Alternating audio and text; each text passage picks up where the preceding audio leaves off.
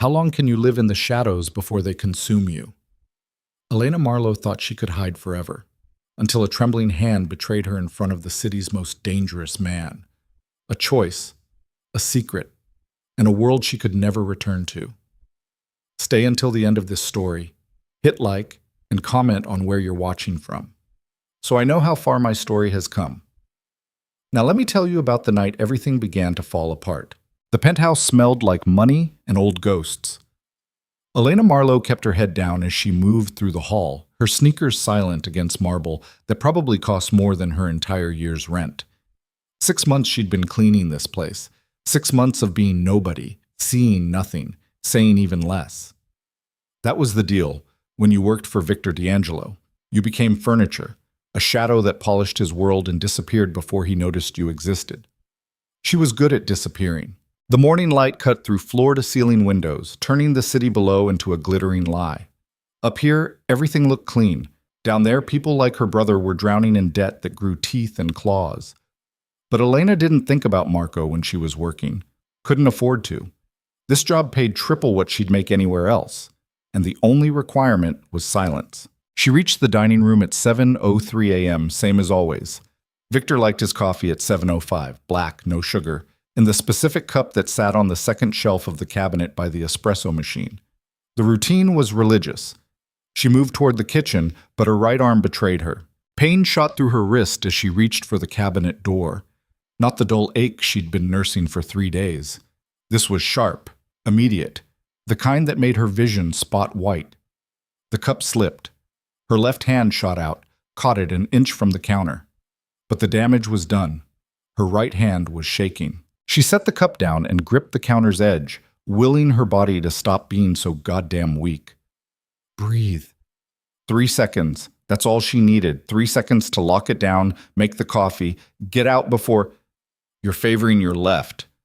Elena's heart stopped. Victor D'Angelo stood in the doorway like he'd materialized from the marble itself. 6'2", dark suit that cost more than her car used to before she sold it. His face was the kind that made people cross the street, not because he was ugly, but because something in his eyes made you remember you were meat and bone and very, very breakable. She'd never heard him walk up behind her. Not once in 6 months. I'm fine, Mr. D'Angelo. Her voice came out steady. Good. Just clumsy this morning. He moved closer. Not fast. He didn't need to be fast. Men like Victor made the air rearrange itself to accommodate them. Show me your arm. Really, Show me. It wasn't a request. It had never been a request. Elena turned, pulling her right arm from behind her back where she'd instinctively hidden it. The sleeve of her uniform covered most of it, but when Victor's eyes dropped to her wrist, she knew he saw what she'd been hiding. The swelling. The bruise that crept past the fabric like an ink stain. The unnatural angle of her hand when she tried to hold it steady. How long? He asked. It's nothing. How? Long. Elena's throat closed. 6 months of being invisible, and now this. Now him, looking at her like she was an actual person instead of a ghost who emptied his ashtrays. 3 days. Victor stepped closer. She could smell his cologne now, something expensive that probably had a French name she couldn't pronounce. He reached out, and every instinct in her body screamed to pull away, but she couldn't. You didn't flinch when Victor D'Angelo reached for you. That's how you made things worse. His fingers were surprisingly gentle as they lifted her wrist. She bit down on a sound that wanted to escape as he rotated it slightly, examining the damage with the clinical detachment of someone who'd seen plenty of broken things in his life. Fractured, he said. Maybe broken. You haven't seen a doctor. Can't afford to miss work. His eyes lifted to hers. They were dark, the kind of dark that had nothing behind it but more dark. Who did this? The question hit like a slap. Nobody, I fell. Try again. Mr. D'Angelo, I appreciate your concern, but Elena. Her name in his mouth felt wrong. He wasn't supposed to know her name. She was the maid, the ghost. I don't ask questions I don't want answers to. Who did this to you? The floor felt unsteady beneath her. This was the moment, the edge of the cliff. She could lie again, probably. Make up something about stairs or a car door. He might even let it go. But the way he was looking at her, like he could see straight through skin and bone into the thing that was eating her alive, told her lies wouldn't work anymore. "My brother owes money," she heard herself say. The words felt like pulling teeth. To people who don't take "I don't have it" for an answer. Victor's expression didn't change, but something shifted in the air. The temperature, maybe. Or the gravity. "Go on." "They came to my apartment, looking for him. When I told them he didn't live there anymore, they didn't believe me." She swallowed. The memory tasted like copper and fear. "One of them grabbed my arm to make his point. 'How much does your brother owe?' 73,000. The number hung between them like a body on a hook. It was everything. It was impossible. It was the kind of debt that didn't get paid. It got inherited, passed down through broken bones and hospital visits until there was nothing left to break. "Who does he owe it to?" Victor asked. Elena shook her head. This was already too far. Way too far. I shouldn't have said anything. I just need to work. That's all." "I need a name, Elena." "You don't want to get involved in this." Something that might have been amusement flickered across his face. Might have been. With Victor, it was hard to tell if he was smiling or deciding where to hide your body. "You have no idea what I want to get involved in. Name." She was drowning. That's what this felt like. Standing in a penthouse worth millions, the city sprawling gold and glass below them, and drowning in her own stupidity. But she was already underwater. Might as well open her mouth. "Casper," she said quietly. "Anton Casper." The shift was immediate. Victor's entire body changed, not in a way you could point to, but in the way a gun changes when someone chambers around. He let go of her wrist and stepped back, pulling out his phone. His thumb moved across the screen with the efficiency of someone who didn't waste time on anything. "You're not working today," he said, not looking up. "Or tomorrow. Maybe the rest of the week. I can't afford—" "You'll be paid, full salary. Go to this address." He turned the phone toward her. An address in the financial district.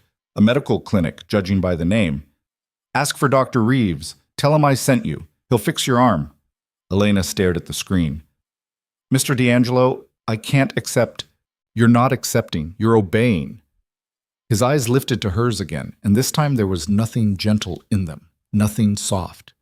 "I don't allow broken things in my home. If you work for me, you don't walk around with a fractured wrist because some piece of shit wanted to make a point. Understood?" It wasn't kindness. She knew that. Men like Victor didn't do kindness. This was about property, about standards, about maintaining the order of his immaculate world. But her arm hurt so badly she wanted to cry, and she hadn't cried in 6 months because crying was admitting defeat. "Understood," she whispered. "Good. Now tell me where your brother is." The floor dropped out from under her. "Why?" "Because Anton Casper is about to have a very bad day, and I'd prefer your brother not be collateral damage." Elena's heart was a fist pounding against her ribs. What are you going to do?" Victor pocketed his phone and adjusted his cuffs with the same care most people use to load a weapon. "I'm going to solve a problem." "Where's Marco?" He's staying with a friend in Riverside."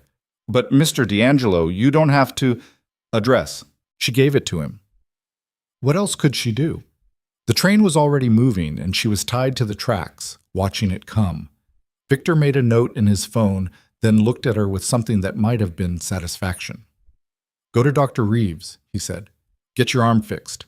Go home. Don't answer your door for anyone except me or someone I send. Do you own a gun?" The question made her head spin. "What?" "No. Pity." He walked to a drawer near the kitchen island, pulled it open, and removed something wrapped in black cloth. When he unfolded it, Elena's breath caught. A pistol. Small, compact, the kind designed to hide in a purse or a jacket. "This is a Glock 43, 9mm, safety here, magazine release here. You point it at someone, you pull the trigger. Simple." He held it out to her. Elena stepped back. "I'm not taking that." "Yes, you are." "I don't even know how to—" "Point and pull. That's all you need to know." His voice was flat, matter-of-fact, like he was explaining how to use the espresso machine. "You're going to be home alone for the next few days while I clean up this mess. Anton Casper has friends, stupid friends, but friends. If anyone comes to your door who isn't me or my people, You shoot them. Center mass. Don't aim for the head, you'll miss. Just point at their chest and squeeze until they stop moving. Elena's hands were shaking again, both of them this time. I can't. This is insane. I'm just a maid. You stopped being just a maid the second you told me about Anton Casper. He placed the gun on the counter between them, still wrapped in the cloth. Take it, or don't. But if something happens to you because you were too scared to protect yourself, that's on you. She stared at the black cloth, at the shape underneath. This wasn't real. This couldn't be real. 6 hours ago, she was worried about making coffee on time. Now she was standing in a kitchen with a loaded gun and a crime lord who was about to go to war over her brother's gambling debt. Why are you doing this? She asked. Victor's expression didn't change. Because I don't ignore problems. I eradicate them. But why do you care? For the first time, something human flickered across his face. Just a shadow of it, gone before she could name it. I had a sister once. She had bruises too. Different reasons, same outcome. He turned toward the door. Get your arm fixed, Elena. Stay inside, I'll be in touch. He was halfway across the dining room when she found her voice again. What are you going to do to them? Victor stopped, didn't turn around. What I should have done years ago. Then he was gone, and Elena was alone with the gun and the address and the sinking feeling that her life had just been ripped apart and reassembled into something unrecognizable. Dr. Reeves didn't ask questions. That was the first sign Elena wasn't in a normal medical clinic. The second was the waiting room, empty except for her and a man in a suit who looked like he could bench press a car. The third was the way the doctor examined her arm with the detached efficiency of someone who'd seen worse. Much worse. Hairline fracture, he said, studying the X-ray on a light box. You're lucky. Another week and you'd need surgery. He glanced at her. Mr. D'Angelo sent you? She nodded, not trusting her voice. Then you'll heal just fine. He set her arm in a cast, lightweight, professional, wrapped in navy blue at her request because black felt too much like a statement she wasn't ready to make. Keep it dry, no heavy lifting. Come back in 6 weeks. How much do I owe? Already taken care of. Dr. Reeves handed her a bottle of pills. For the pain, take one every 6 hours if you need it. Don't drive on them. She left the clinic in a daze, the gun heavy in her purse, her arm immobilized but somehow the least of her concerns. The city looked different in daylight, sharper, hungrier. She caught a cab home because walking felt too exposed, and the whole ride she kept expecting something to happen. A car to follow them. A man to step out of an alley. But nothing did. Her apartment was exactly as she'd left it. Small, clean, the kind of place that apologized for existing.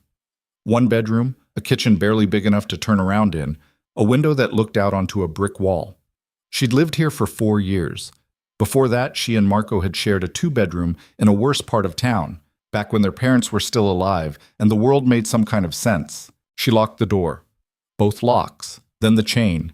Then she stood in the middle of her living room with a gun in her purse and no idea what to do next. Her phone buzzed. Unknown number. She almost didn't answer, but something made her swipe the screen. It's done. Victor's voice. No preamble, no warmth, just facts. Your brother is safe. The debt is erased. Elena's legs gave out. She sat down hard on the couch, her casted arm cradled against her chest. What did you do? What needed to be done? That's not an answer. It's the only answer you're getting. A pause. How's your arm? Fine. Fixed. Mr. D'Angelo. Victor. The name felt wrong in her mouth, too familiar, too real. Victor. What happens now? Now you rest. Monday, you come back to work. Same time, same job. That's it? Were you expecting something else? She didn't know what she was expecting. A bill. A debt of her own. Something that would tie her to this moment forever. I don't understand why you do this for me. I told you, I don't allow broken things in my home. Another pause, longer this time. Your brother's at a hotel. The Grandeur, room 412. He knows not to leave until I give the word. I suggest you call him. He's probably losing his mind. The line went dead. Elena sat there for a long time, phone in her hand, trying to process what had just happened. Victor D'Angelo, the man whose name made grown men nervous, whose business dealings were the subject of rumors and FBI investigations and whispered warnings, had gone to war for her brother, for a maid he'd barely looked at in 6 months. It didn't make sense. Unless it did. Unless this was something else. Something that looked like kindness but had hooks buried in it, waiting to pull tight. She called Marco. He answered on the first ring. Elena? Jesus Christ, Elena, where are you? Are you okay? His voice cracked something open in her chest. I'm fine. I'm home. Are you... Did anyone hurt you? No, I'm fine. But Ellie, what the fuck is happening? These guys showed up at Danny's place this morning. Big guys, serious guys. They said someone named D'Angelo sent them, and I needed to come with them right now. I thought they were going to kill me. Elena closed her eyes. They didn't hurt you? No, they brought me to this hotel. Nice place, really nice. They told me to stay here, order whatever I want, don't leave. Then they left. And I've been sitting here losing my mind because nobody will tell me what's going on and you weren't answering your phone. I'm sorry, I'm okay. My phone was off. Why were you at a medical clinic? I saw the number in my call history from earlier. She'd forgotten she'd called him from the waiting room just to hear his voice. I hurt my arm. It's fine now. Marco, listen to me. The debt. The money you owed. It's gone. Silence on the other end. Then, what? It's gone. Erased. You don't owe Anton Casper anything anymore. That's not possible. You can't just erase that kind of... His voice dropped. What did you do, Ellie? I didn't do anything. Bullshit. You don't just make 73 grand disappear. What did you do? She should tell him the truth, that their lives had just been bought and paid for by a man who solved problems with violence, that they were in his orbit now, whether they wanted to be or not. But Marco sounded so relieved, so close to breaking, that she couldn't bring herself to add more weight to his shoulders. I'll explain later, she said. Just stay at the hotel. Don't leave. Don't talk to anyone. I'll call you tomorrow. Elena, I love you. Stay safe. She hung up before he could ask more questions she didn't have answers to. The rest of Friday passed in a haze. Elena tried to eat but couldn't taste anything. Tried to watch TV but couldn't focus. The gun sat on her coffee table, still wrapped in black cloth, a reminder that her life had fundamentally changed in the space of a morning. Saturday was worse. She woke up at 6:30 a.m. out of habit, her body trained to the routine of making Victor's coffee. But there was no coffee to make, no penthouse to clean, just her apartment and the silence and the weight of not knowing what came next. Marco called twice. She let it go to voicemail both times. Sunday, her phone rang at noon. Victor. There's a car waiting downstairs, he said. Be in it in 5 minutes. What? Why? Because I'm telling you to. The line went dead. Elena's heart was in her throat as she threw on jeans and a sweater, grabbed her purse, gun still inside, because she didn't know where else to put it, and took the stairs down 2 at a time. A black sedan idled at the curb. The back door opened as she approached. Victor sat inside, same suit, same unreadable expression. Get in. She got in. The car pulled away from the curb smoothly, merging into traffic. Victor didn't look at her. He was reading something on his phone, thumbs scrolling with mechanical precision. Where are we going? Elena asked. You'll see.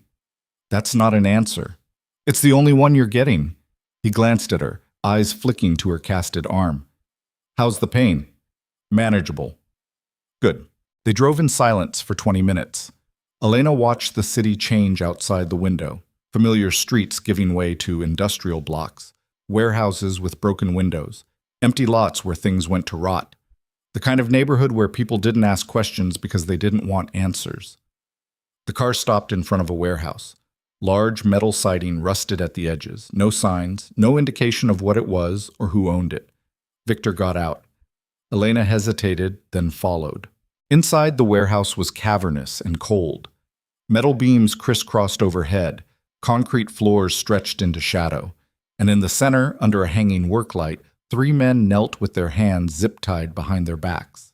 Elena's stomach turned to ice. One of them was the man who'd grabbed her arm.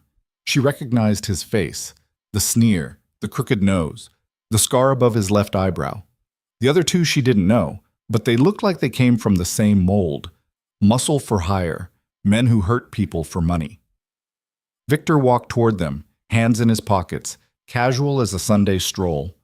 Elena stayed near the door, every instinct screaming at her to run.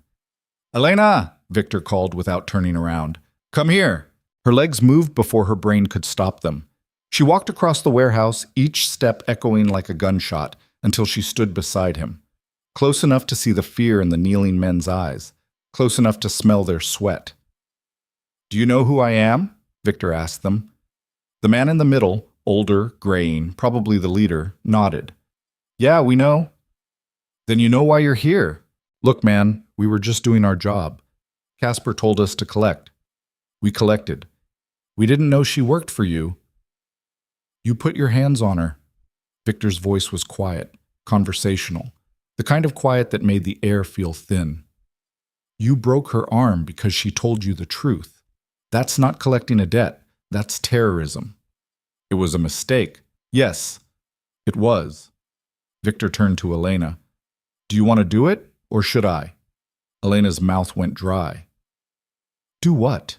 Victor pulled a gun from inside his jacket. Not the same one he'd given her. Bigger, heavier. He held it out to her. "Grip first. They hurt you. You get to decide what happens next." The world tilted. "You want me to?" "No. No, I'm not." "You don't have to kill them. Just hurt them. Make it even." "I'm not a killer. Neither was I once." His eyes locked onto hers, and there was nothing human in them anymore. Just the dark. Just the pit. But then I learned that the world is full of people who take and take until there's nothing left. And the only way to stop them is to take something back. Your arm. Their kneecaps. Seems fair to me. Elena stepped back, shaking her head. "This is insane. You can't just..." "I can. I did. And now you have a choice." He lowered the gun but didn't put it away. "You can walk out that door, go back to your apartment, pretend this never happened. But these men, they'll remember you. They'll remember your face. And one day when they're out and looking for revenge, they'll find you. Or they'll find Marco." The name hit like a fist. Elena's vision blurred at the edges. "Or," Victor continued, "you can take the gun. You can make them understand that you're not someone they ever want to see again. That hurting you was the worst mistake they ever made, and they'll spend the rest of their lives grateful I let them keep breathing." The man with the scar was crying now, actual tears running down his face. "Please," he whispered. "Please, we're sorry. We'll never..." "Shut up," Victor said, still looking at Elena. "This isn't about you." Elena's hands were shaking. Her casted arm throbbed in sympathy with her heartbeat. She thought about Marco at the hotel, about the bruises on her wrist, about 6 months of being invisible, and how that invisibility had almost gotten her killed. She took the gun. It was heavier than she expected, cold. The grip felt wrong in her hand, like holding a live snake.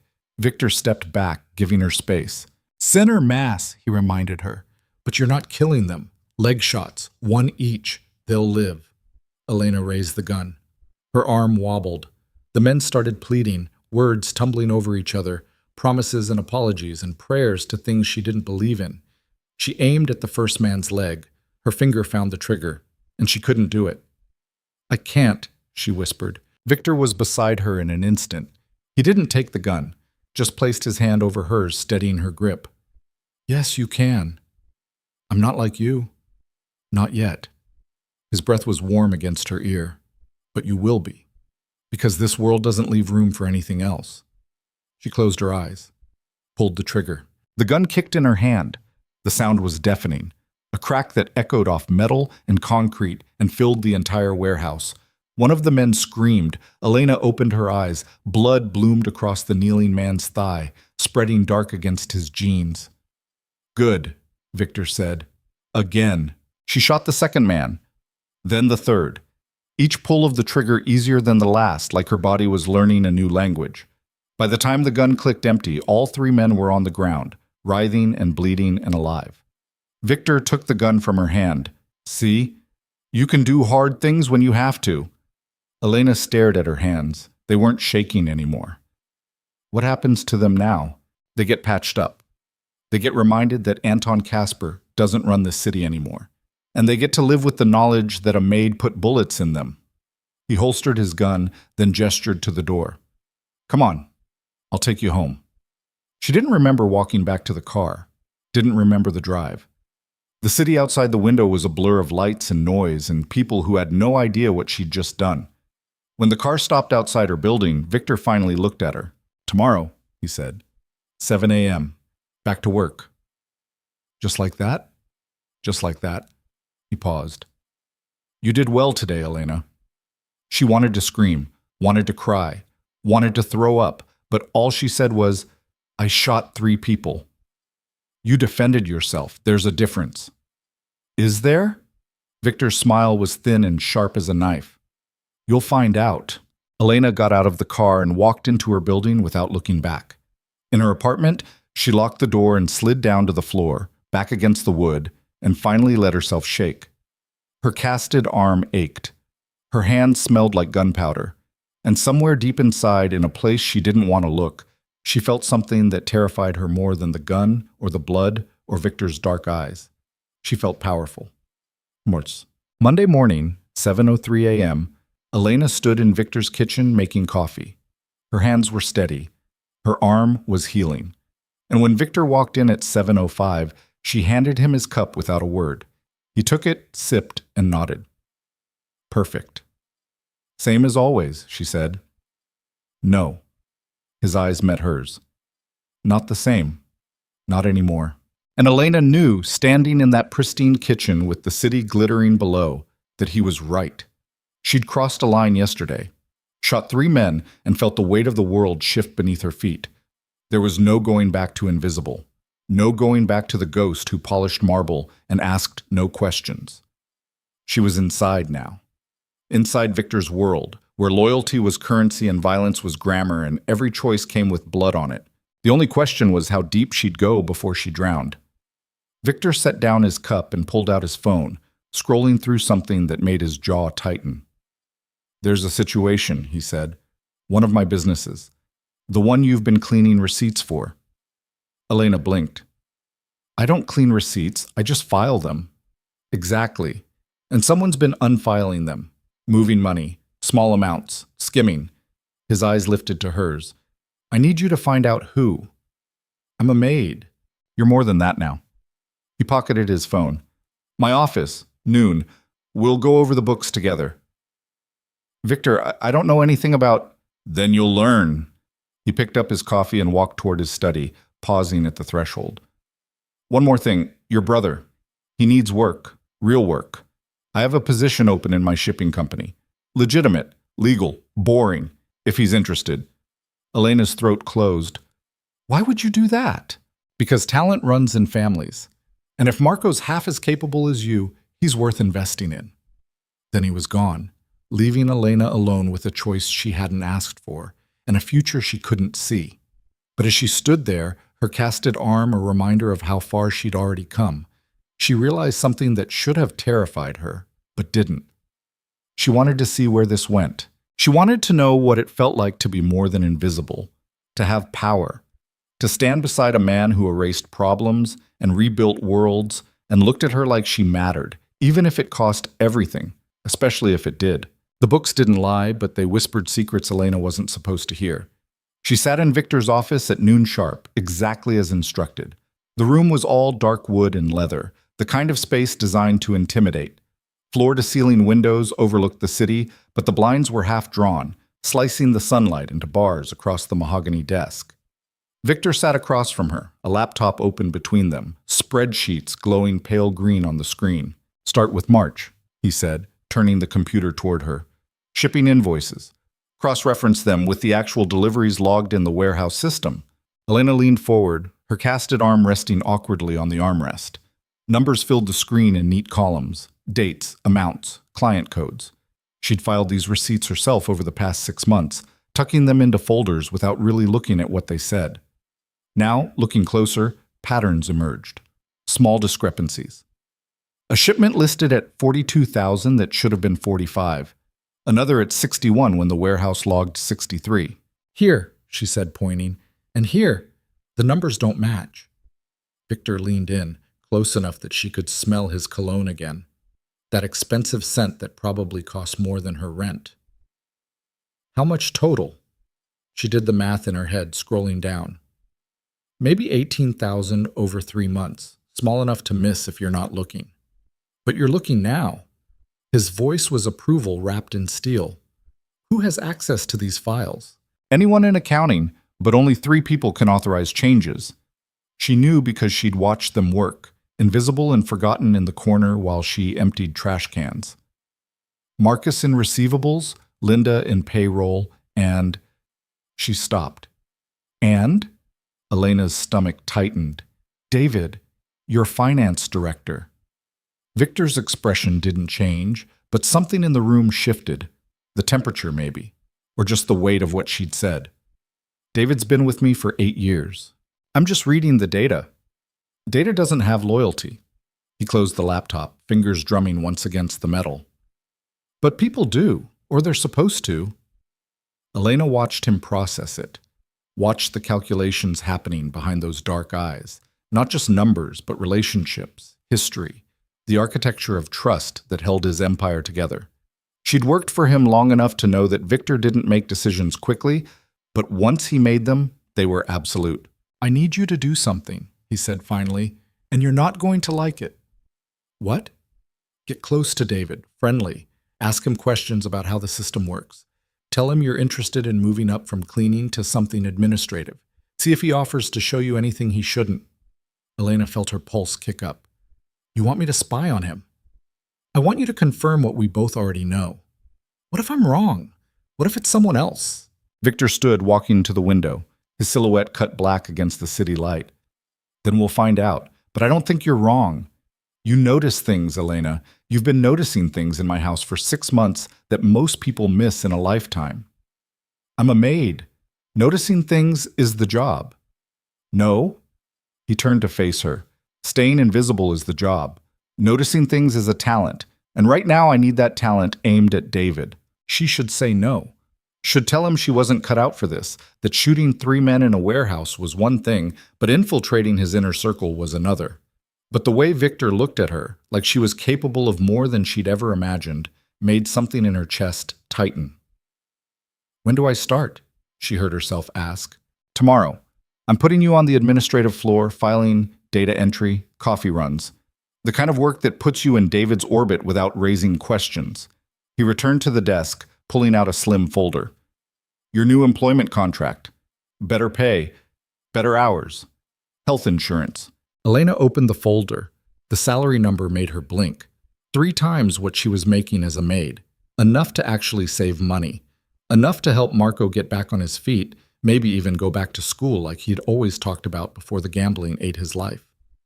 This is too much, she said. It's exactly what you're worth. Victor sat back down, lacing his fingers together. You put bullets in 3 men because I asked you to. You're examining my books for embezzlement. You think I'm going to pay you minimum wage? I think you're buying my loyalty. I'm compensating your value. There's a difference. His eyes held hers. You can walk away, Elena, right now. I'll pay for your brother's hotel another week, cover your medical bills, give you a reference that'll get you hired anywhere in the city. No strings, no obligations. It was a test. She could feel it, the weight of the offer, the door he was holding open. All she had to do was stand up, walk through it, and go back to a life that made sense. Small apartment, invisible work, safety and obscurity. But she'd already tasted something else. Power, purpose. The feeling of standing in a warehouse with a gun in her hand and 3 men bleeding at her feet. It should have horrified her. Should have sent her running. Instead, it had woken something up. I'll do it, she said. Victor nodded, like he'd never doubted her answer. Good. One more thing. Your brother starts Monday. Shipping logistics. He'll report to a man named Carmine. Good guy. Former Marine. He'll keep Marco straight. Does Marco know about... She gestured vaguely at the office, the city beyond, the whole violent machinery of Victor's world. Any of this? He knows I'm the reason his debt disappeared. That's enough for now. Victor stood, signaling the end of their meeting. Keep him clean, Elena. The shipping operation is legitimate. I need it to stay that way. And if David's stealing, What happens to him? Victor's smile was a razor wrapped in silk. What do you think happens? Pause. The administrative floor was bright and sterile, all white walls and glass partitions. Elena showed up Tuesday morning in slacks and a blouse she'd bought at a discount store, her casted arm tucked close to her body. The other employees barely glanced at her. New hires came and went. She was just another body filling a chair. David's office was in the corner. Glass walls, potted plant, degrees from universities she'd never heard of hanging on the wall. He was younger than she expected. Mid-30s, maybe? Handsome in a generic way, with the kind of smile that salespeople practiced in mirrors. When she walked past with a stack of folders, he looked up and waved her in. "You're the new admin, right? Elena?" She nodded, stepping into his office. "Yes, sir." "David. Just David. We're not formal here." He gestured to a chair. "Victor mentioned you'd be helping with data entry. You have experience with Excel?" "Some. I'm a fast learner." "Great. We can always use someone detail-oriented." His eyes flicked to her cast. "What happened to your arm?" The lie came smooth and easy. "Car accident, minor, I'm fine." "Good. Good." He turned to his computer, clicking through screens. "Let me show you our filing system. It's pretty straightforward once you get the hang of it." Elena listened, nodded, asked questions that made her sound eager and slightly naive. David explained the software, the folder hierarchy, the way invoices got processed and approved. He was patient, friendly, the kind of boss who remembered birthdays and asked about your weekend. And every word out of his mouth felt like a performance. She noticed the way his eyes shifted when he talked about approval chains, the slight hesitation before he mentioned certain accounts, the too casual way he dismissed discrepancies as rounding errors or system glitches. After an hour, she thanked him and returned to her desk. Opened the files he'd shown her. Started cross-referencing. By lunch, she'd found another 6,000 in missing inventory. By end of day, she had a pattern. Shipments logged as delivered but never received. Payments processed to vendors that didn't exist. Always small amounts. Always buried in legitimate transactions. The kind of theft that required access, knowledge, and time. David had all three. Elena saved her findings to an encrypted folder Victor had given her access to, then shut down her computer. Grabbed her coat. Headed for the elevator. "Elena." She turned. David stood in the hallway, jacket slung over one shoulder. "Heading out?" "Yeah, long day." "Tell me about it." He fell into step beside her. "Hey, a few of us are grabbing drinks after work Thursday. Decompression ritual. You should come." Every instinct told her to say no, but that's not what someone eager to fit in would do. "Sure, sounds fun." "Great, there's a place on 5th. Morton's, 7 o'clock. The elevator arrived. They stepped in together. "You settling in okay? I know Victor's operations can be intense." The word hung in the air between them. Intense. Like that covered the violence, the blood, the 3 men she'd shot because Victor told her to.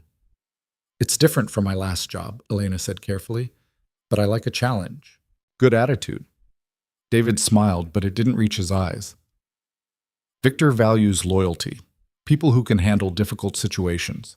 He's very particular about who gets close to him. The elevator reached the ground floor. The doors opened. Elena stepped out, then turned back. "Is that why he trusts you?" David's smile froze for just a second. "We go back a long way. Trust takes time to build. But it can break in an instant." She didn't know why she said it. Maybe to see his reaction. Maybe because something in his too-perfect smile made her want to crack it open and see what was underneath. David's expression didn't change, but his eyes went flat. "Yeah, it can." Then he walked away, and Elena stood in the lobby watching him go, her heart hammering against her ribs. Thursday night, Morton's was packed. Dim lighting, exposed brick, the smell of expensive whiskey and desperation. Elena arrived at 7:15, late enough not to seem eager, early enough not to be rude. She spotted David at a corner table with 3 other people from the office. He waved her over. "Elena, you made it. This is Marcus, Linda, and Joel." She recognized Marcus and Linda from the accounting department. Joel was new. They made room for her, ordered another round. The conversation was light. Complaints about workload, gossip about who was sleeping with who, speculation about whether Victor would buy out a competitor. Normal office talk, if your office happened to be run by a man who solved problems with violence. Elena nursed a vodka tonic and watched, listened. David was the center of attention, telling a story about a client meeting that went sideways. Everyone laughed. He was good at this, making people comfortable, building camaraderie, the kind of leader people wanted to follow. "So, Elena," Linda said, leaning in with the loose smile of someone on her third drink. "What do you think of Victor? He's intense, right?"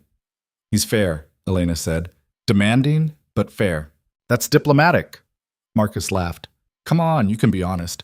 We all know he's terrifying." "He's not terrifying if you don't give him a reason to be." David's eyes sharpened on her. "Sounds like you know him pretty well." "I worked in his house for 6 months before this. You learn to read people when you're invisible." "Invisible," David repeated. "That's an interesting way to put it. It's accurate. Most people don't really see the help. We're just furniture that moves." Linda snorted. "God, that's depressing." "It's honest." Elena met David's gaze. "But I prefer being visible. More opportunities." "Like this job?" David asked. "Like this job." The conversation moved on, but Elena felt David's attention on her like a weight. By 9 o'clock, people started peeling off. Early meetings, babysitters, the usual excuses. Elena made to leave, but David caught her arm. "Hang back a second?"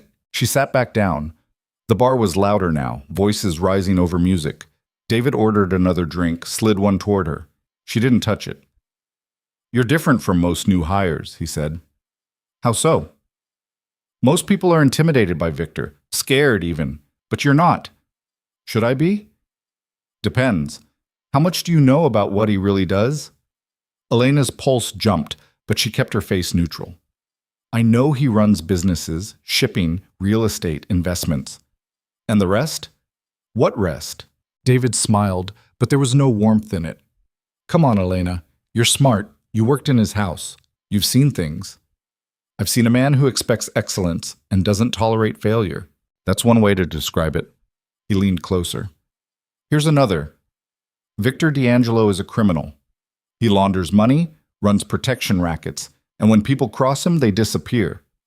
You want to know why I've lasted 8 years? Because I'm useful. I keep the books clean. I make sure the legitimate businesses stay legitimate, and I don't ask questions." Elena's throat was dry. "Why are you telling me this?" "Because you're different. And different gets people killed in this world." His voice dropped. "You want my advice? Do your job. Keep your head down. Don't get curious. Victor likes you now, but that can change. Fast." It was a warning or a threat. Maybe both.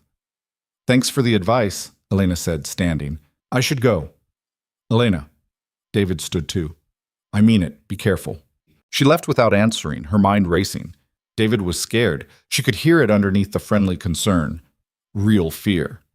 He'd been stealing from Victor for months, maybe years, and now a new employee was asking questions and getting close. He was either trying to warn her off or figure out how much she knew. Either way, she'd rattled him. Outside, the night was cold. Elena pulled out her phone and called Victor. He answered on the second ring. "Talk." "David knows I'm watching him, or suspects it." "What did he say?" She recounted the conversation, word for word. Victor was silent for a long moment. "He's testing you," Victor said finally. "Seeing if you'll run to me, which you just did." "Was I not supposed to?" "No, you did right, but now he knows for sure you're mine." A pause. "How much has he stolen?" "At least 30,000 that I can prove. Probably more if I dig deeper." "Dig deeper. And Elena?" "Yeah?" "Watch your back. Cornered rats bite." The line went dead. Elena stood on the sidewalk, city noise washing over her, cars, voices, sirens in the distance. A year ago, her biggest worry was making rent. Now she was hunting embezzlers for a crime lord and getting warned about rats. She should be terrified, but all she felt was awake. Friday morning, Elena arrived early. The office was empty except for cleaning crew and a security guard who nodded at her without interest. She logged into her computer and pulled up David's files. Went deeper this time, past the obvious discrepancies into the underlying data. and found the smoking gun. A series of shell companies, legitimate-looking entities with business licenses and tax IDs. But when she traced the ownership, they all led back to the same place. An offshore account registered to a trust, and the trust's beneficiary was listed as D. Reeves, David Reeves. He'd been stealing for at least 3 years. Close to 200,000 total, spread across dozens of transactions. Small enough to avoid automated fraud detection, smart enough to require someone like Elena, someone who noticed patterns, to catch it. She was about to save the evidence when her computer screen went black. Looking for something? Elena's heart stopped. She spun around. David stood behind her desk, hands in his pockets, expression unreadable. I was just checking the March invoices. You mentioned yesterday. Cut the shit, Elena. He walked closer, each step deliberate. I know what you're doing. I've known since Tuesday. She stood, putting the desk between them. I don't know what you're talking about. You're auditing me. Victor sent you to find his leak.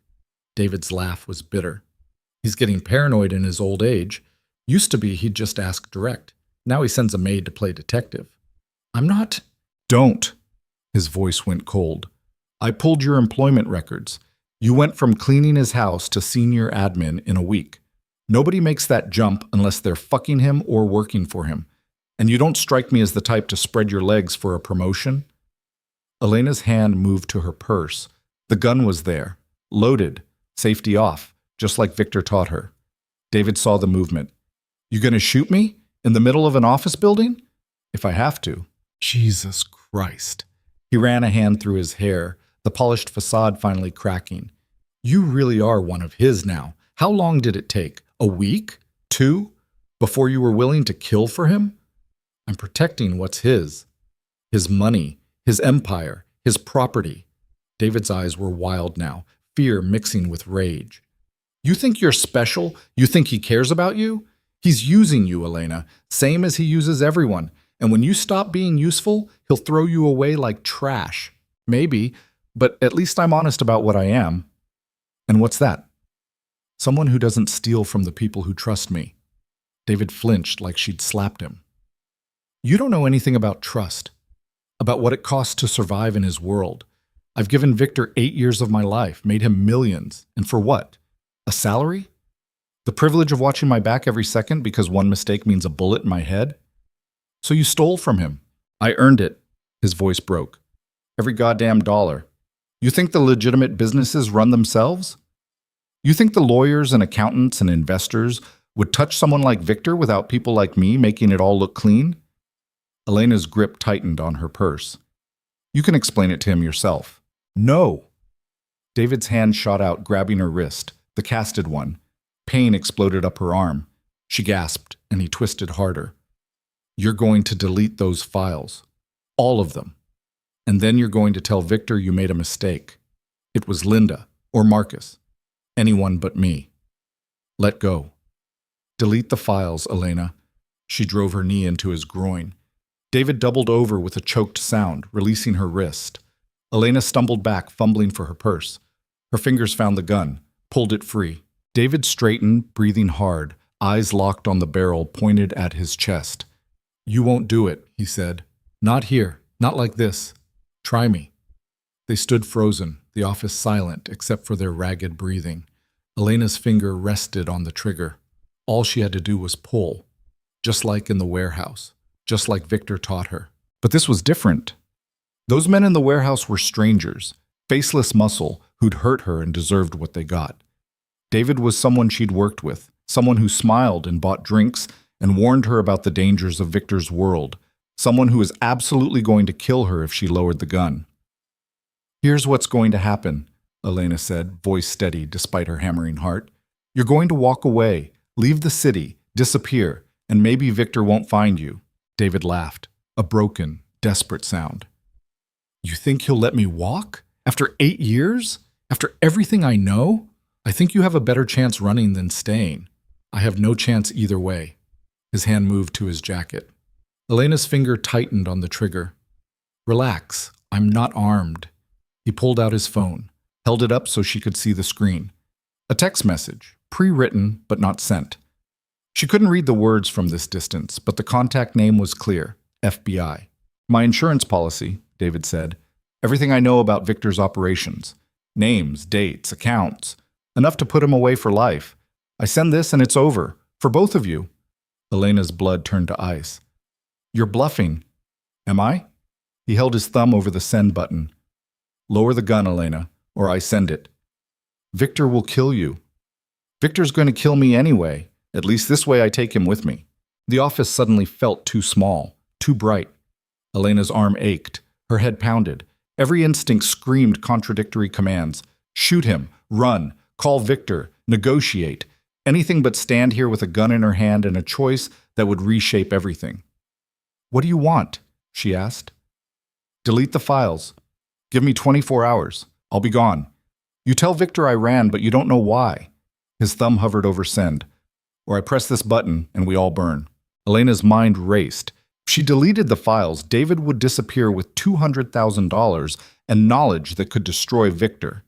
If she shot him, the FBI would get involved anyway. Murder in an office building wasn't something you covered up. If she called Victor, David would send the message before he arrived. There was no good option, only degrees of bad. Fine, she said. Delete the files. You get 12 hours, not 24. Elena, 12. Or I shoot you right now and take my chances with the FBI. David stared at her. Then slowly, carefully, he lowered his phone. 12 hours. Your phone, give it to me. What? Your phone, now. He hesitated, then tossed it to her. Elena caught it one-handed, gun still trained on him. She opened his messages, found the draft to the FBI contact. Her finger hovered over delete. If you run, she said, don't come back. Don't contact anyone from your old life. Don't give Victor a reason to hunt you. And if I do, then I'll be the one who finds you, and I won't give you a choice next time. She deleted the message, then she pulled out her own phone and took a photo of his contact list, his recent calls, everything. Insurance of her own. Go, she said. David backed toward the elevator, eyes never leaving the gun. When the doors closed, Elena finally lowered the weapon. Her hands were shaking so hard she almost dropped it. She sat down at her desk, stared at the computer screen. 12 hours. David would run. Victor would find out she'd let him go. And then, her phone rang. Victor. She stared at it for 3 rings before answering. It's David, she said before he could speak. He's been stealing for 3 years. Close to 200,000. I have proof. Where is he? Elena closed her eyes. This was it. The moment everything changed. He ran, 20 minutes ago, had a go bag ready. He knew we were onto him. Silence on the other end. Long enough that Elena wondered if the line had died. Why didn't you stop him? Victor's voice was silk over razors. He had a dead man switch, evidence compiled for the FBI. Said he'd send it if I tried to stop him. More silence. Elena's heart was a drum against her ribs. Did you believe him? Victor asked. Yes. Was he bluffing? I don't know. But you let him go anyway. Elena swallowed. I made a judgment call. Better to let one rat escape than burn down the whole house. The silence stretched. Seconds. Minutes.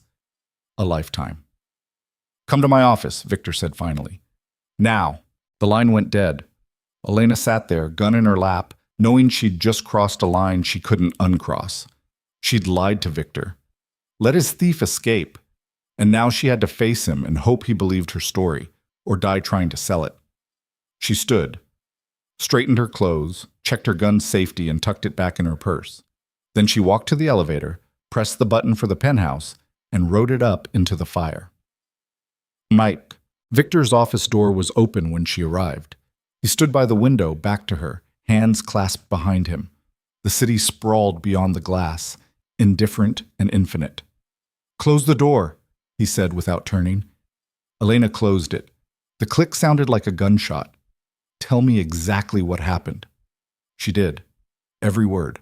The conversation with David at the bar, the files she'd found, the confrontation this morning, the phone with the FBI contact, the choice she'd made. Victor listened without interrupting. When she finished, he finally turned to face her. You let him go. I chose the lesser of two evils. Did you? It wasn't a question. A man steals from me for 3 years. You catch him, and you let him walk away with my money and my secrets. That's the lesser evil? He was going to burn everything, you, me, the whole operation. I made a call. You made the wrong call. Elena's jaw tightened. Then shoot me. But I stand by it. Victor crossed the room in 3 strides. Elena's hand moved instinctively toward her purse, but he was faster. He grabbed her wrist, not hard but firm, and pulled her hand away from the gun. Don't, he said quietly. Don't ever reach for a weapon in my presence unless I tell you to. You said to protect myself. From threats. I'm not a threat to you, Elena. I'm the only thing keeping you alive. He released her wrist, stepped back. The air between them felt charged, dangerous. David's gone, Victor said. That's done. But you made a choice without consulting me, without thinking through the consequences. Do you understand what you've just set in motion? You taught every person in my organization that loyalty is negotiable, that they can steal from me, threaten me, and walk away clean if they just scare the right person. His voice was ice. Do you know what I have to do now to maintain order? Elena's stomach dropped. What? I have to find David. I have to make an example. Public, brutal, so that nobody else gets the idea that running is an option. He moved closer. You didn't save anyone, Elena. You just decided how David dies, slow instead of fast. He had evidence. He had a bluff. You called it, but you called it wrong. Victor pulled out his phone, showed her the screen, a photo of David's FBI contact. This person doesn't exist. The number's a burner. Probably set it up himself to look convincing. You fell for the oldest trick in the book. Elena felt the floor tilt. You panicked, made an emotional decision, and now I have to clean up the mess. He pocketed his phone. Here's what happens next. You're going to help me find David. You're going to use every piece of information you have, phone records, contacts, anything. And when we find him, you're going to watch what happens. You're going to see what your mercy bought him. Victor, please. This isn't punishment, Elena. It's education. His eyes locked onto hers. You want to be part of this world? You want power and purpose and all the things you never had cleaning floors? Then you learn the rules. And rule 1 is this. In my house, mercy is a luxury I can't afford. Neither can you. Elena's vision blurred. She'd thought she was saving lives, preventing catastrophe. Instead, she'd signed David's death warrant and proven she wasn't ready for the world she'd stepped into. I'm sorry, she whispered. Sorry doesn't fix this. Action does. Victor walked to his desk, pulled out a folder. David has family, sister in Portland, ex-wife in Chicago. He'll run to one of them. We start there. And when we find him? Victor's smile was death itself. You tell me. You're the one who let him go. You get to decide how this ends. Elena's hands clenched into fists. She'd crossed the line, shot men in a warehouse, hunted an embezzler, and now she was being asked to finish what she'd started, to become the thing she'd been running from her whole life. A killer. Not in self-defense, not in the heat of the moment, but cold, calculated. Because Victor said so. She thought about walking away, about taking her brother and disappearing before this consumed them both. But Marco had a job now, a future, and she'd tasted power, real power, not the fake kind that came from a paycheck or a title. She'd felt what it was like to matter. I'll find him, she said. Victor nodded. I know you will. Question is, what are you going to do when you catch him? Elena met his eyes, saw the test, saw the edge of the cliff she was standing on, and stepped off. Whatever needs to be done. Victor's smile widened. Good. Now get to work. David has a 12-hour head start. Let's see if you can close the gap. Elena turned toward the door, her mind already racing through contacts, travel routes, places David might run. She was halfway to the elevator when Victor called after her. Elena! She stopped, looked back. You're not the maid anymore, Yi, he said. You're mine. And that means when you make a choice, it reflects on me. Remember that. She nodded, stepped into the elevator, and as the doors closed, she saw her reflection in the polished metal, pale, determined, eyes hard with something that looked like resolve but tasted like. The reflection staring back at Elena from the elevator's polished metal looked like a stranger. Same face, same dark hair pulled back in a ponytail, same casted arm. But the eyes were different, harder, like something vital had been scooped out and replaced with concrete. She rode down to the administrative floor in silence, her mind already sorting through data. David had 12 hours. Maybe less if he'd left immediately after their confrontation. Portland or Chicago, sister or ex-wife. People ran to what they knew, what felt safe. Victor was right about that. The office was still empty. Elena sat at her desk and pulled up David's personnel file. Addresses, emergency contacts, employment history. His sister's name was Rebecca. Married, 2 kids, lived in a suburb outside Portland. The ex-wife was Michelle, no kids, worked as a paralegal in Chicago. Both addresses were in the file because HR required 3 emergency contacts for all employees. David wasn't stupid. He'd know Victor would check family first, so maybe he wouldn't run there. Maybe he'd run somewhere unexpected. Elena opened her personal laptop, the one Victor's IT department hadn't touched, and logged into a database she'd learned about from her brother's gambling days. Skip tracers used it to find people who didn't want to be found. Cost $200 for a month's access. She'd paid it with her first administrative paycheck, telling herself it was for Marco's protection. Now she typed David's name, social security number, date of birth. The system churned. 10 seconds later, results flooded the screen. Credit card activity. A charge at a gas station in Newark 30 minutes ago. Another at a McDonald's, same area. He was heading toward IE-80 West. That meant not Portland, not Chicago. West meant California. Or maybe he'd cut south to Mexico. Elena pulled out her phone and called Victor. Talk, he answered. He's heading west on I-80. Left Newark about 40 minutes ago. How do you know? Credit card charges. He's not trying to hide yet. Probably thinks he has more time. Good work. Victor's approval felt like poison and honey mixed together. I'll have people intercept him before he reaches Pennsylvania. You're coming with me. What? Why? Because you let him run. You finish this. The line went dead before she could argue. Elena sat there, staring at her phone. She'd found David, given Victor exactly what he wanted, and now she was going to watch him die because she'd made the wrong call. Her hands started shaking again. She pulled them into fists, nails digging into her palms until the pain steadied her. This was the world she'd chosen, the price of power, of mattering. If she couldn't handle it, she should walk away now. But walking meant abandoning Marco, meant going back to invisibility, meant admitting she wasn't strong enough for this. Elena stood, grabbed her coat, and walked to the elevator that would take her down to Victor's car and whatever waited on I-80 West. Wook. The sedan was black, windows tinted dark enough to be illegal. Victor sat in the back, phone pressed to his ear, issuing orders in the clipped, efficient language of someone who'd done this 1,000 times. Elena slid in beside him. The driver pulled away from the curb without a word. State police have been notified, Victor said, pocketing his phone. They'll pull him over near exit 47. Broken taillight. By the time they run his license, we'll be there. You own state police? Elena heard herself ask. I own people everywhere. Police, judges, politicians, anyone who can be bought. He glanced at her. You look surprised. I'm not. I didn't think it was this organized. Organization is the only thing that separates me from the animals Anton Casper employed. They were chaos. I'm structure. The car merged onto the highway, engine humming. David understood that once. He knew the rules. He broke them anyway. Because he was scared. Because he was greedy. There's a difference. Victor's eyes were flat, empty. Fear makes you cautious. Greed makes you stupid. David chose stupid. Elena watched the city disappear behind them, replaced by industrial sprawl and then nothing.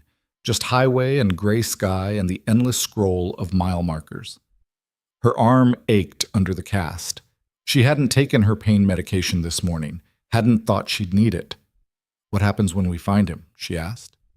You tell me. I don't understand. Victor shifted to face her fully. You made a choice this morning. Let him go. Believed his bluff. Now you make another choice. Quick death or slow. Bullet or something worse. He's your responsibility, Elena. You decide how he pays.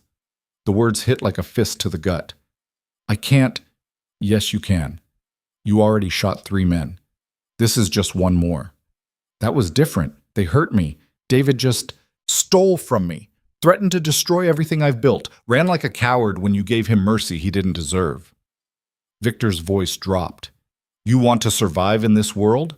You learn to finish what you start, or someone else finishes it for you. Elena's throat closed.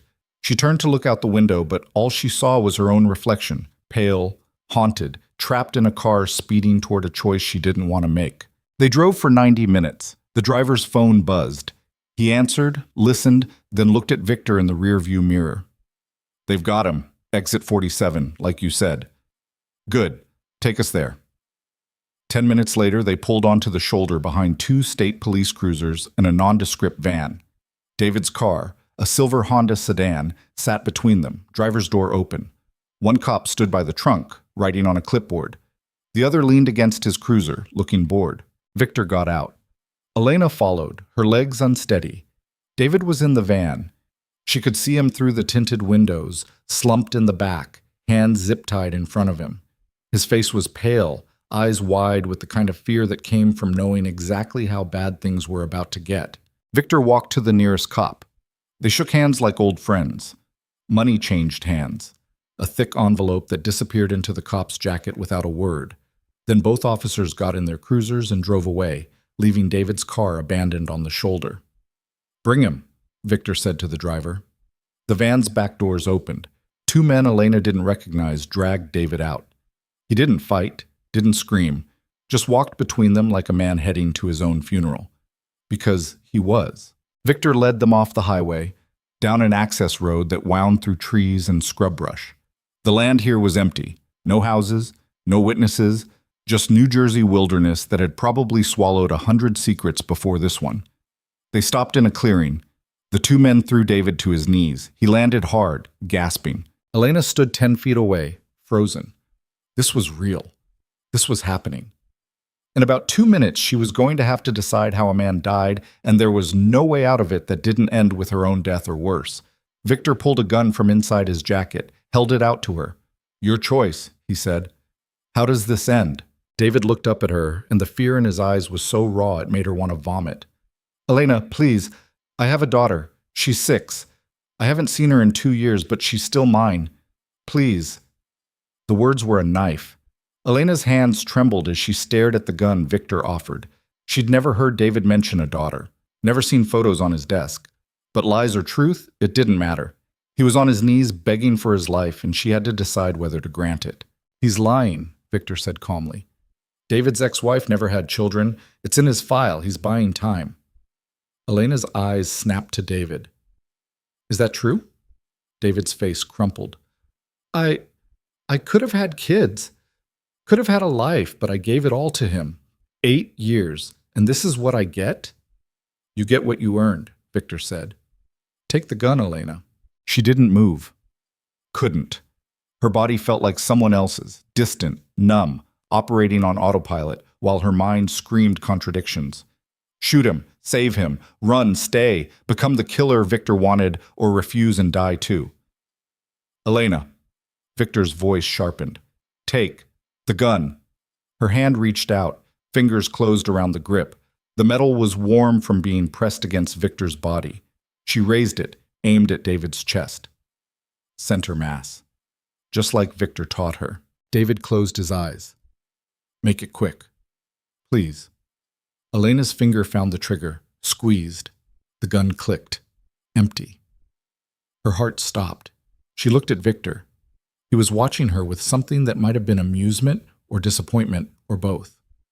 It's not loaded, he said. Did you really think I'd let you shoot him without knowing if you'd go through with it? You tested me. I tested your commitment. You passed. Victor took the gun back, pulled a loaded magazine from his pocket, and slapped it home with a sound like breaking bones. Now do it for real. He held the gun out again. Elena stared at it, at him, at David, who was crying now, quiet, defeated sobs that shook his whole body. Everything in her wanted to refuse, to throw the gun in Victor's face and tell him to do his own dirty work. But she'd already made her choice. The second she stepped into that warehouse and shot 3 men. The second she accepted the job and the money and the power that came with being Victor's. There was no going back. She took the gun, raised it, aimed. "Wait!" David's voice cracked. "Wait, please. I'll tell you something. Something you need to know." "There's nothing you can say," Elena started. "Victor's been using you, setting you up. This whole thing, the audit, catching me, it was never about the money." Elena's aim wavered. "What are you talking about?" He knew I was stealing, has known for months. He was waiting for the right moment to make an example. And then you showed up. Perfect timing, a new face, someone expendable. David's words came faster now, desperate.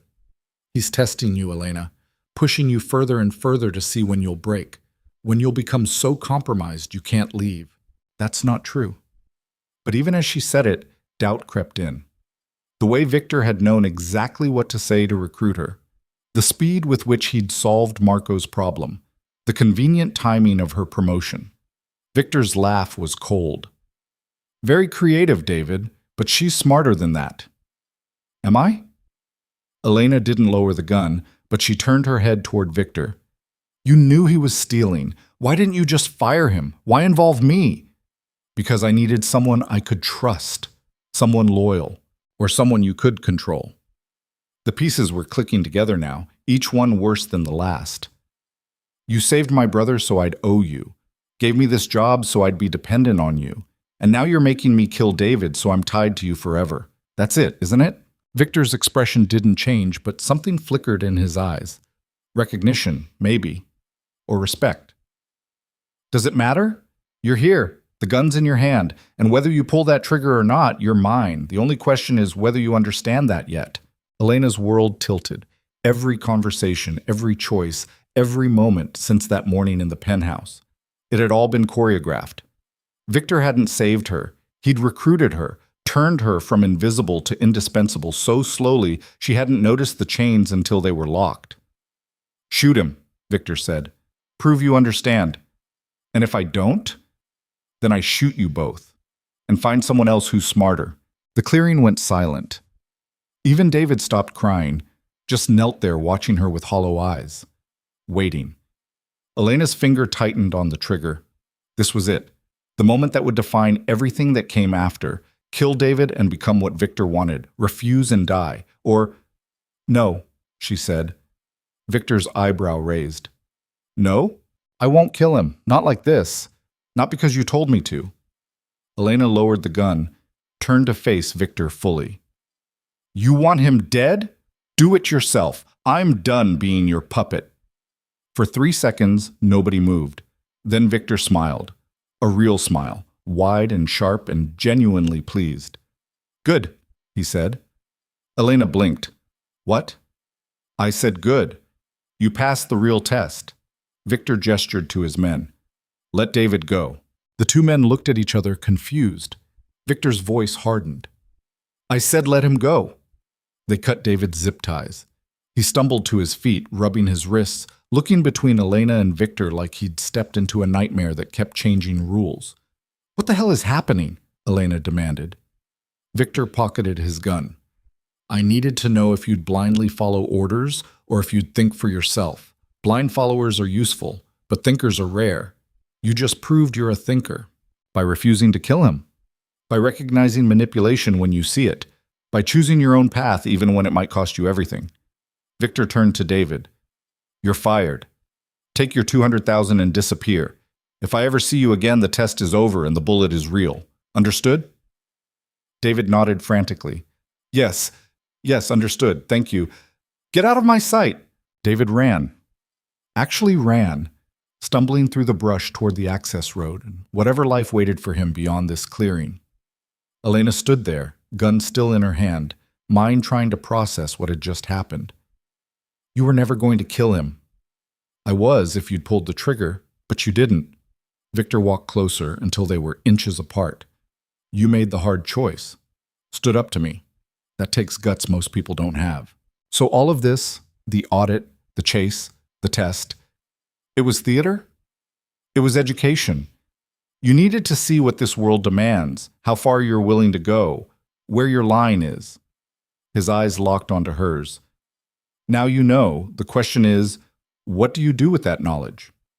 Elena's hand tightened on the gun. She could shoot him right now. End this. Walk away and take Marco and run so far Victor would never find them. But she'd seen how far his reach extended.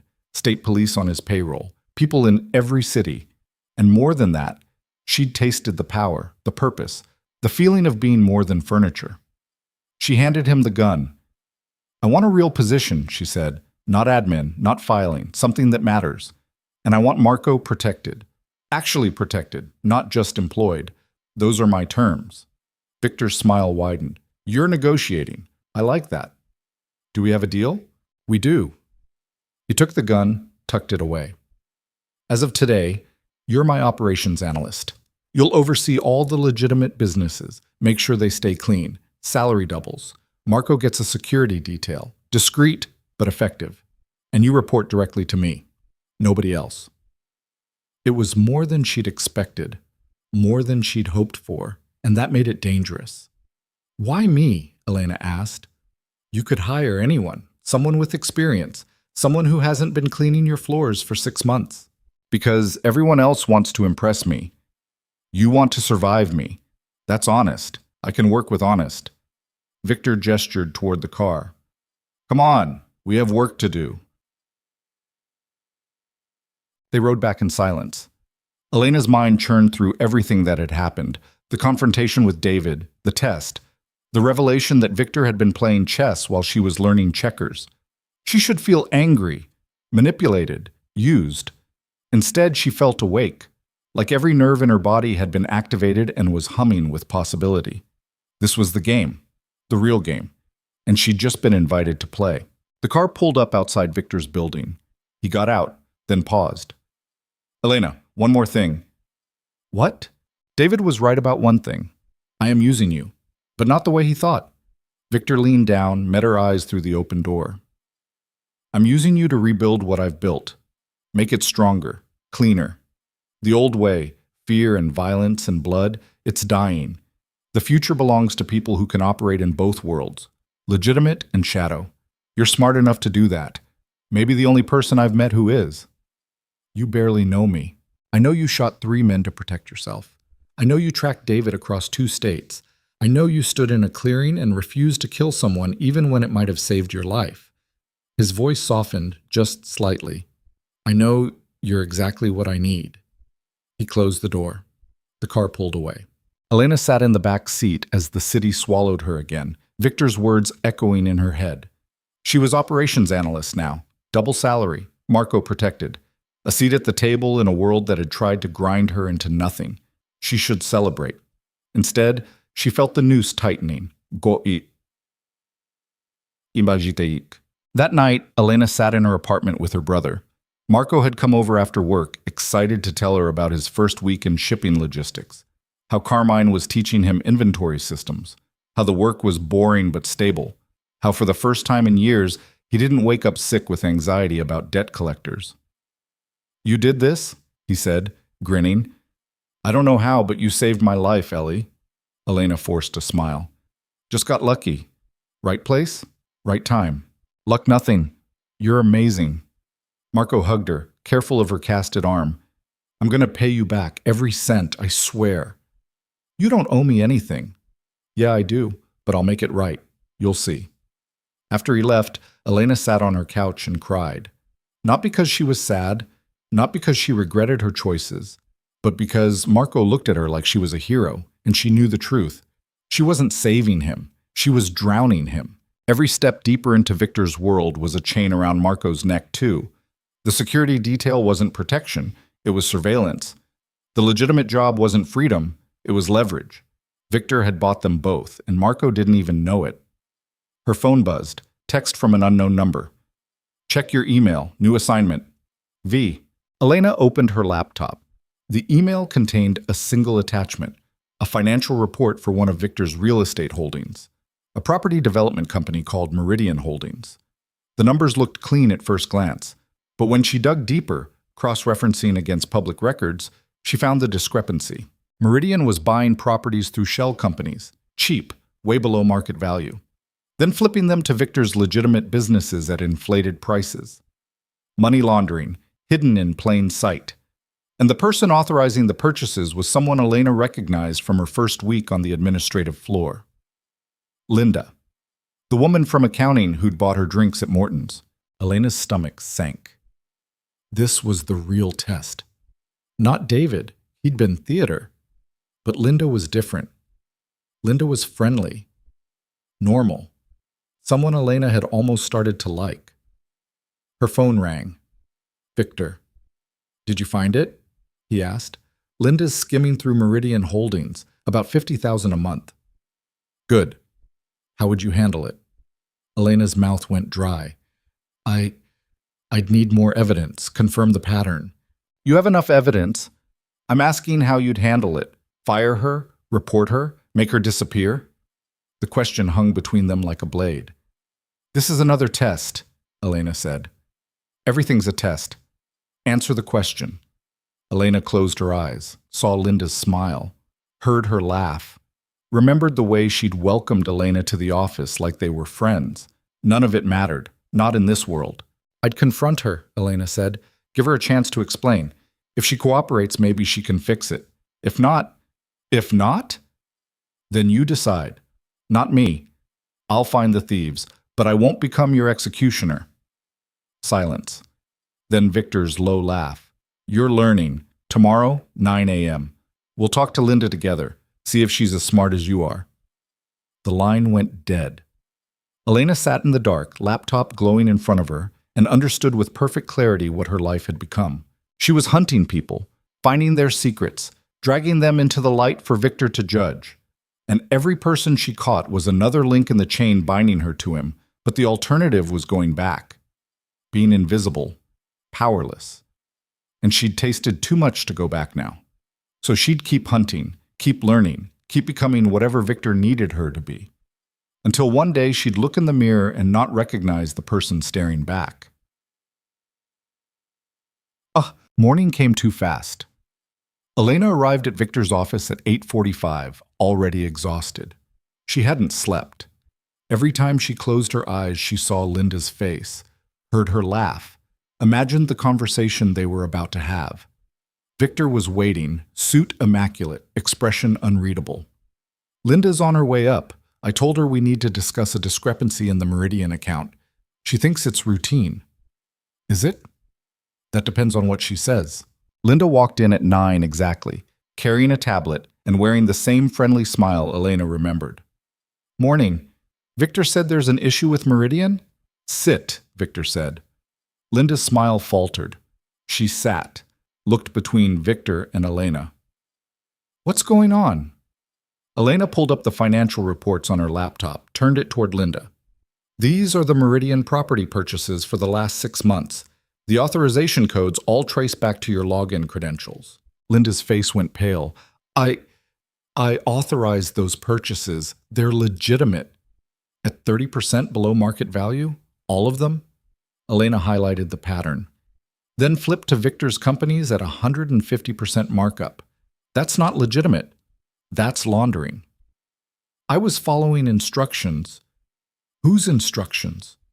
Victor's voice could have frozen water. Linda's hands shook. I can't. Linda. Victor leaned forward. I've known you for 4 years. You've been loyal, competent. I don't want to believe you'd steal from me. So give me another explanation.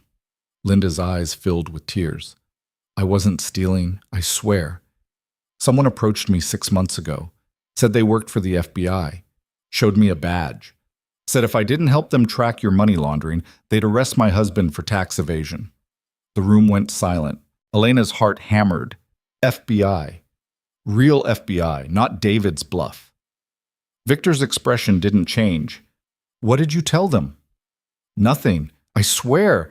I authorized the purchases like they asked, but I never gave them any information about you. I didn't know what else to do. You could have come to me. I was scared. My husband. We have kids, Victor. I couldn't. Who approached you? Name. Agent Sarah Chen. She gave me a card.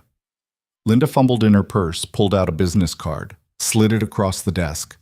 Victor picked it up, studied it, then he pulled out his phone, took a photo, and sent it to someone. 30 seconds later, his phone buzzed. He read the response, then looked at Linda with something that might have been pity.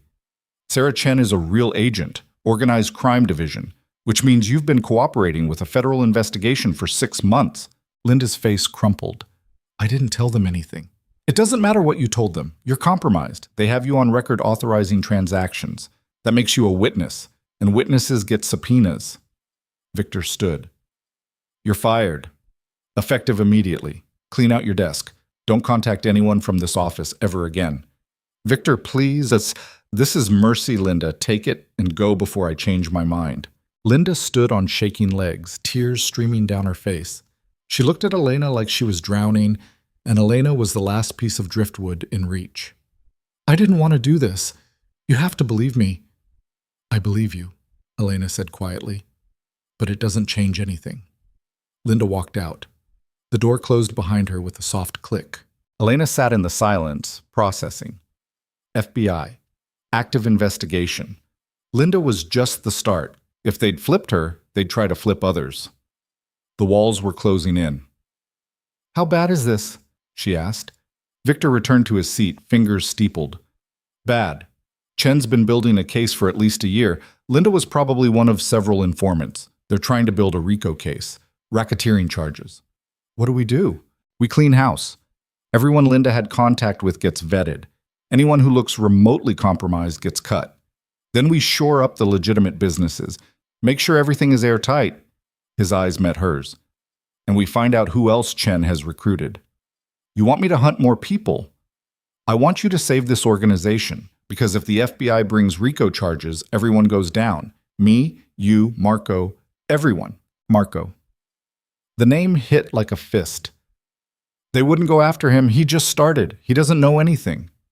They don't care what he knows. They care that he works for me. That makes him leverage. Victor's voice softened. This is what I meant about being in both worlds. The shadow side is bleeding into the light, and if we don't stop it, everyone you care about gets caught in the blast. Elena's chest tightened. She thought she was building something, gaining power. Instead, she'd walked them both into a trap that was already springing shut. Tell me what to do, she said. Go through every employee file. Cross-reference with any federal contact, credit checks, phone records, anything that looks unusual. We find Chen's people before they find us. That's going to take days. Then work fast. Victor stood. Elena, I know this isn't what you signed up for, but you're in it now. All the way. The only way out is through. She nodded, grabbed her laptop, and walked out of Victor's office knowing that the game had changed. It wasn't about loyalty anymore, or power, or even survival. It was about how much she was willing to sacrifice, how many people she'd burn, how many lines she'd cross, to protect the one person who still looked at her like she was good. Her brother. And as she sat at her desk, pulling up employee files and beginning the hunt, Elena understood the final truth Victor had been teaching her all along. In his world, there were no heroes, only people who hadn't been forced to choose yet. And she'd just run out of time. Bunts. 72 hours later, Elena had barely slept. She'd gone through 300 employee files, flagged 47 for review, and identified 3 who showed signs of federal contact. 2 had unexplained deposits in their bank accounts. 1 had been seen meeting with someone matching Agent Chen's description. She brought the findings to Victor at midnight on Sunday. He sat in his office, city lights glowing behind him, reading through her report with the focus of a surgeon examining a tumor. Marcus and receivables, he said. The bank deposits. How much? $15,000 over 2 months. Deposited in cash. No source. That's payment. FBI doesn't usually go that high for informants, but if he's giving them enough, Victor set down the report. Who else? Joel from the bar, Linda's friend. He met with someone at a coffee shop in Midtown 3 times last month. Different person each time, but the pattern fits federal handlers' rotating contact. And the third?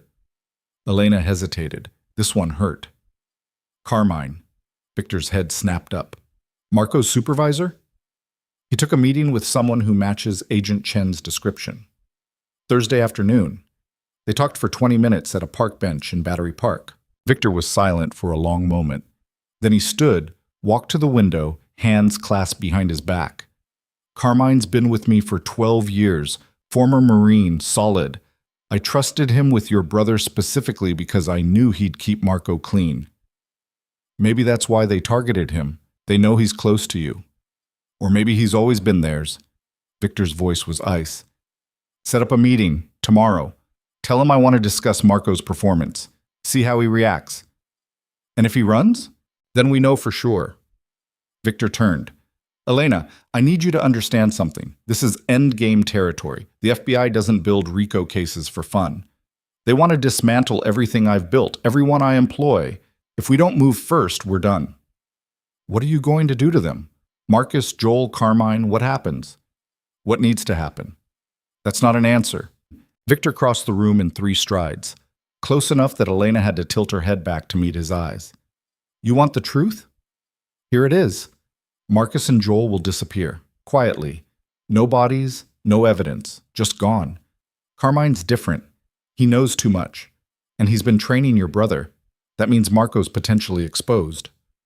Elena's blood turned to ice. Exposed how? If Carmine's been feeding information to the FBI, he's been documenting everything, including his interactions with Marco. That makes Marco a witness, and the FBI protects witnesses by flipping them or isolating them. Victor's voice dropped. Your brother could be in custody by next week if we don't move fast. No, Marco doesn't know anything. He files shipping invoices. That's it. It doesn't matter what he knows. It matters what Carmine told the FBI he knows. And right now, we're operating blind. Victor stepped back. So here's what happens. You call Carmine, set the meeting, and while he's here, I'll have people search his apartment, his car, his locker at the gym. We find the evidence he's gathering. We know what the FBI has. And then I make sure your brother stays safe, whatever it takes. Elena's hands were shaking again. This was spiraling, out of control, too fast. There has to be another way. We could talk to Carmine, offer him what? More money than the federal government? Witness protection?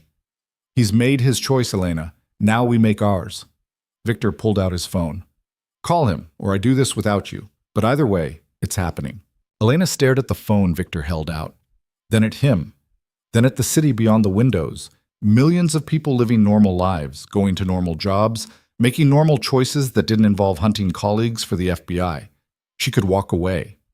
Right now. Grab Marco and run. Get lost somewhere Victor's reach didn't extend. But she'd seen how far that reach went. State police, judges, politicians. If Victor wanted them found, they'd be found. The only safety was inside. Under his protection. Even if that protection came with blood on it. Elena took the phone, dialed Carmine's number. It rang twice before he answered. Elena, it's late. Everything okay? His voice was warm, concerned. The voice of someone who'd spent 2 weeks teaching her brother how to do inventory counts and making sure Marco ate lunch. Hey, Carmine. Sorry to call so late. Victor wants to meet tomorrow. Talk about Marco's progress. A pause. Too long. Tomorrow? Can't it wait until Monday? He specifically said tomorrow. 10 a.m., his office. Another pause. Elena could hear something in the background. Movement. The sound of a zipper. He was packing. Sure, Carmine said finally. 10 a.m. I'll be there. Great. See you then. She hung up, handed the phone back to Victor. He's running. I heard him packing. Victor nodded, like he'd expected it. Then we move now. Stay here. He walked out of the office, phone already to his ear, issuing orders in that calm, efficient voice. Elena sat in the leather chair and stared at her hands. They'd stopped shaking. Somewhere in the last 72 hours, her body had learned to stop reacting to horror. That should have scared her. Instead, it just felt like evolution. 20 minutes later, Victor returned. Carmine's apartment is being searched now. We'll have answers within the hour. And if we find evidence, then the FBI knows everything, and we have very little time to contain the damage. Elena stood, paced to the window, looked down at the city, all those lights, all those lives. This is insane. We're talking about disappearing people, about Marco being a target, about surviving. Victor moved beside her. You think this is crazy? This is normal. This is every day in my world. The only difference is now you see it. I don't want to see it. Yes, you do. Otherwise, you'd have walked away weeks ago. His reflection in the glass was dark, sharp. You're still here because part of you knows this is where you belong, in the fire, making hard choices, protecting what's yours. I don't belong here. Then where do you belong? Back in your apartment, scrubbing floors, watching your brother drown in debt? That life is gone, Elena. You burned it the second you told me about Anton Casper. Now you're here, with me, and the only question is whether you're strong enough to stay. Before Elena could answer, Victor's phone rang. He answered, listened, then his expression went carefully blank. Understood. Bring it here. He hung up, looked at Elena, and for the first time since she'd met him, she saw something that looked like actual fear in his eyes. What? She demanded. What did they find? Carmine had a safe, hidden in his closet. Inside was a laptop with encrypted files. My people cracked it. Victor's jaw tightened. He's been recording conversations, meetings, phone calls, everything for the past 6 months, and he's been uploading them to a secure FBI server. Elena felt the floor drop. How much did he get? Enough. Discussions about money movement, about the less legitimate side of operations, about... Victor stopped. About you. Conversations we've had in my office, in the car, everywhere. The words hit like bullets. Me? Why would they care about...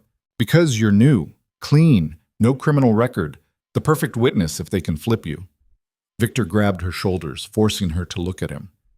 They know about David, about the warehouse, about everything. And Carmine's been building a case that paints you as a victim who was coerced into criminal activity.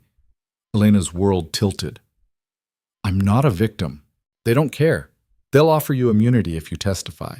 Against me, against everyone. His grip tightened. And if you say no, they'll charge you as an accessory to everything. The money laundering, the violence, all of it. This can't be happening. It is. And we have maybe 12 hours before the FBI acts on Carmine's intel. So I need you to make a choice, right now. Are you with me? All the way? Or are you going to take their deal and save yourself? Elena stared at him. At the man who'd saved her brother, given her power, taught her to survive, and systematically destroyed every escape route until the only path forward went straight through him. This was the trap. The final one. The moment she'd been hurtling toward since that first morning when her hand betrayed her and Victor noticed. She could take the FBI's deal, testify, send Victor to prison, and probably get Marco immunity too. Walk away clean and start over somewhere else. Or she could stay. Dive deeper.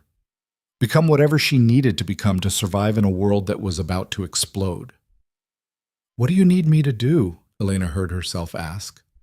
Victor's smile was relief and triumph and something darker, all mixed together. I need you to help me disappear.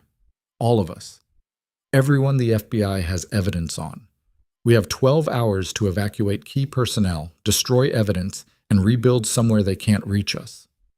Where? I have properties offshore. Infrastructure. We can disappear the organization and rebuild from scratch. But I need your help coordinating. You know the files. You know who's compromised. You're the only one I trust to get this right. Trust. The word was a lie wrapped in necessity, but Elena was past caring about truth. She nodded. Tell me what to do. And as Victor pulled her into his war room, a hidden office behind a bookshelf filled with computers and files and the machinery of his empire, Elena felt the last piece of her old life crumble away. She wasn't a maid anymore. Wasn't even an analyst. She was a criminal, a fugitive. A woman about to help one of the most dangerous men in the city vanish into smoke and take her brother with them. And the most terrifying part wasn't that she was doing it. It was that somewhere deep inside, beneath the fear and the doubt and the screaming voice that said this was wrong, she wanted to, because power wasn't just about control. It was about choosing your own destruction, and Elena had just made her choice. The war room smelled like burnt coffee and desperation. Elena stood at a table covered in laptops, phones, and file folders while Victor barked orders into 3 different devices. Outside the hidden office, the penthouse was dark and silent. Inside, chaos ruled. Marcus is in the wind, one of Victor's men reported through a speakerphone. Left his apartment 2 hours ago. No phone, no car, just vanished. Victor slammed his fist on the table hard enough to make the laptops jump. Then he's already talking. Forget him. Focus on Joel. Where is he, Wes? Home. We've got eyes on his building. Grab him. Quietly. Bring him to the warehouse on Pier 17. I'll deal with him there.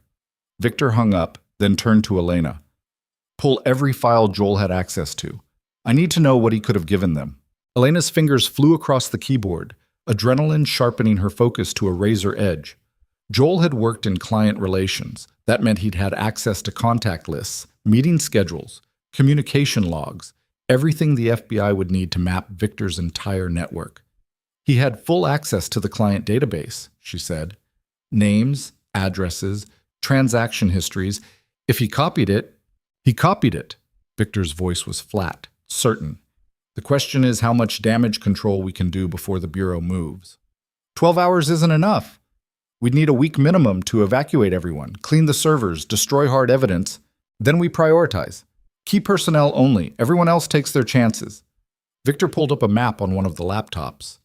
Red dots marked locations across the city, properties, warehouses, safe houses. These are our critical assets. We evacuate them first. Everything else burns.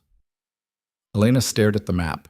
Each red dot represented people, employees who'd worked for Victor for years, families depending on paychecks. You're just going to abandon them? I'm going to save who I can save. The rest are collateral damage. Victor's eyes met hers, and there was no apology in them, just cold calculation. Welcome to Triage, Elena. You want to save everyone, you save no one.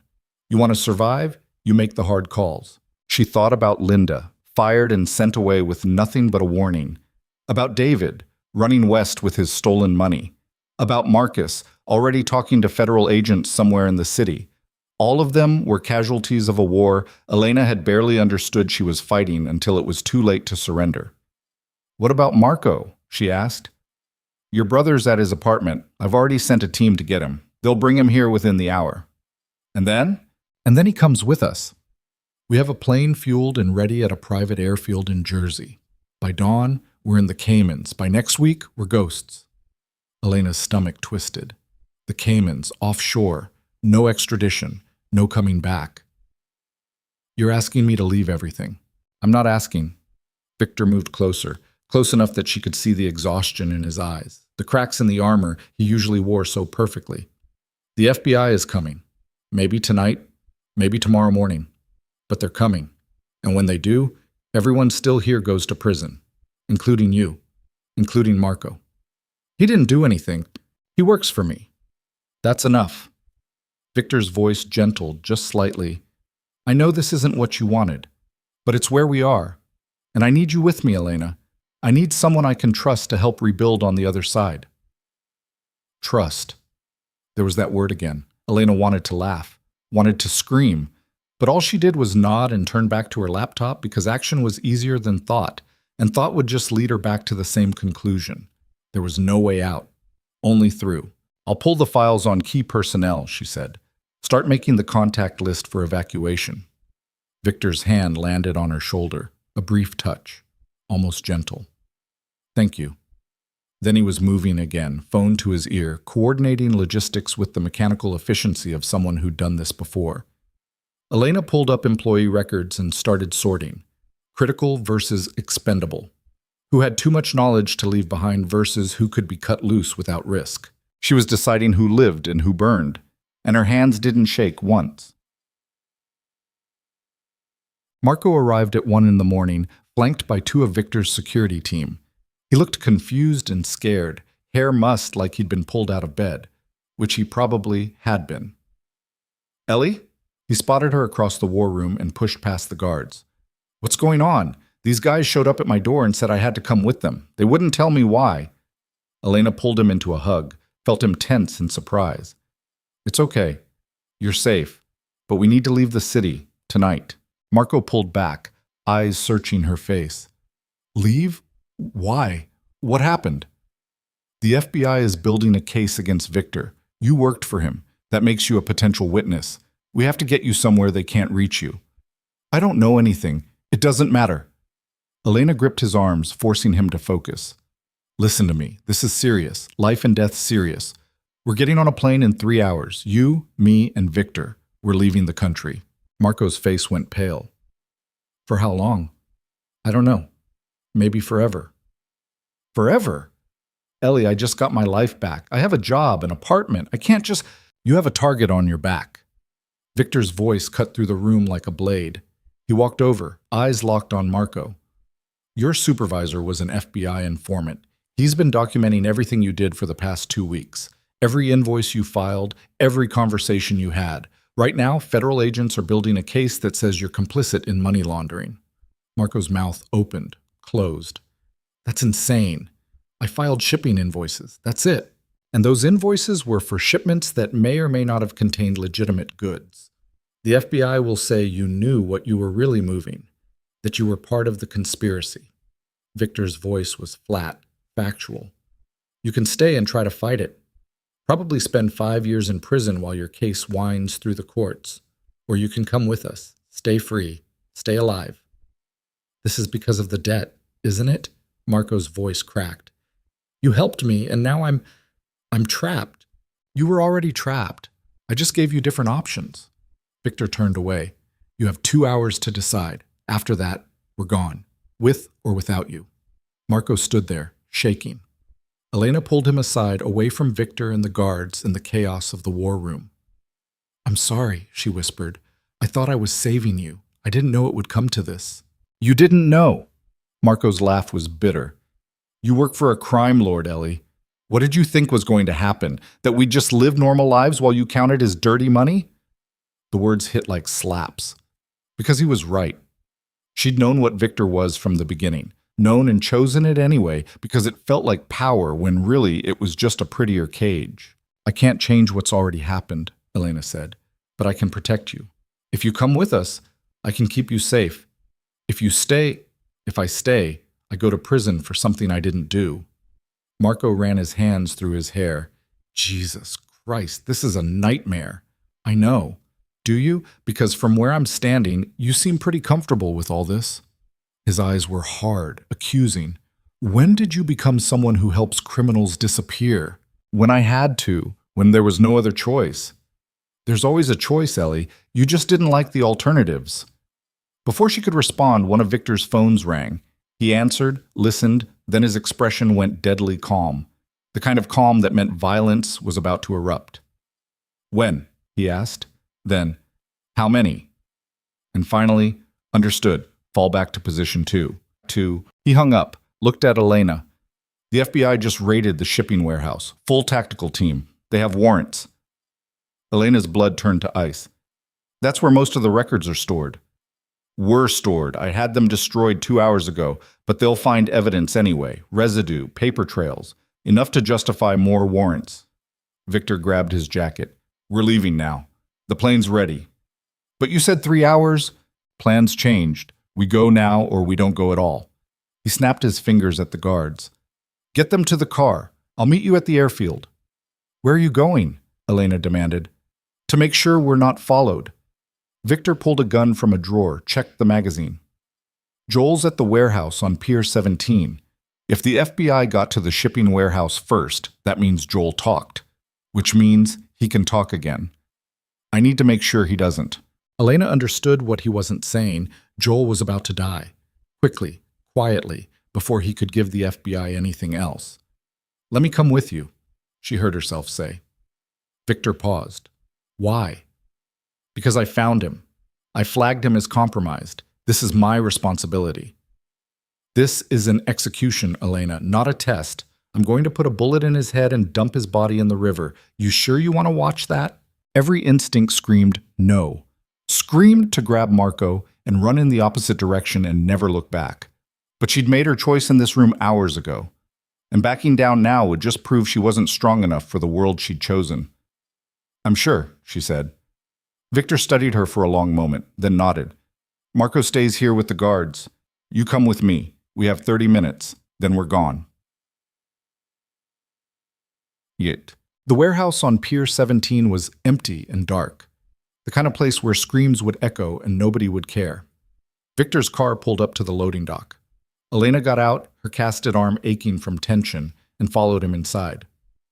Joel was in the center of the warehouse, zip-tied to a metal chair.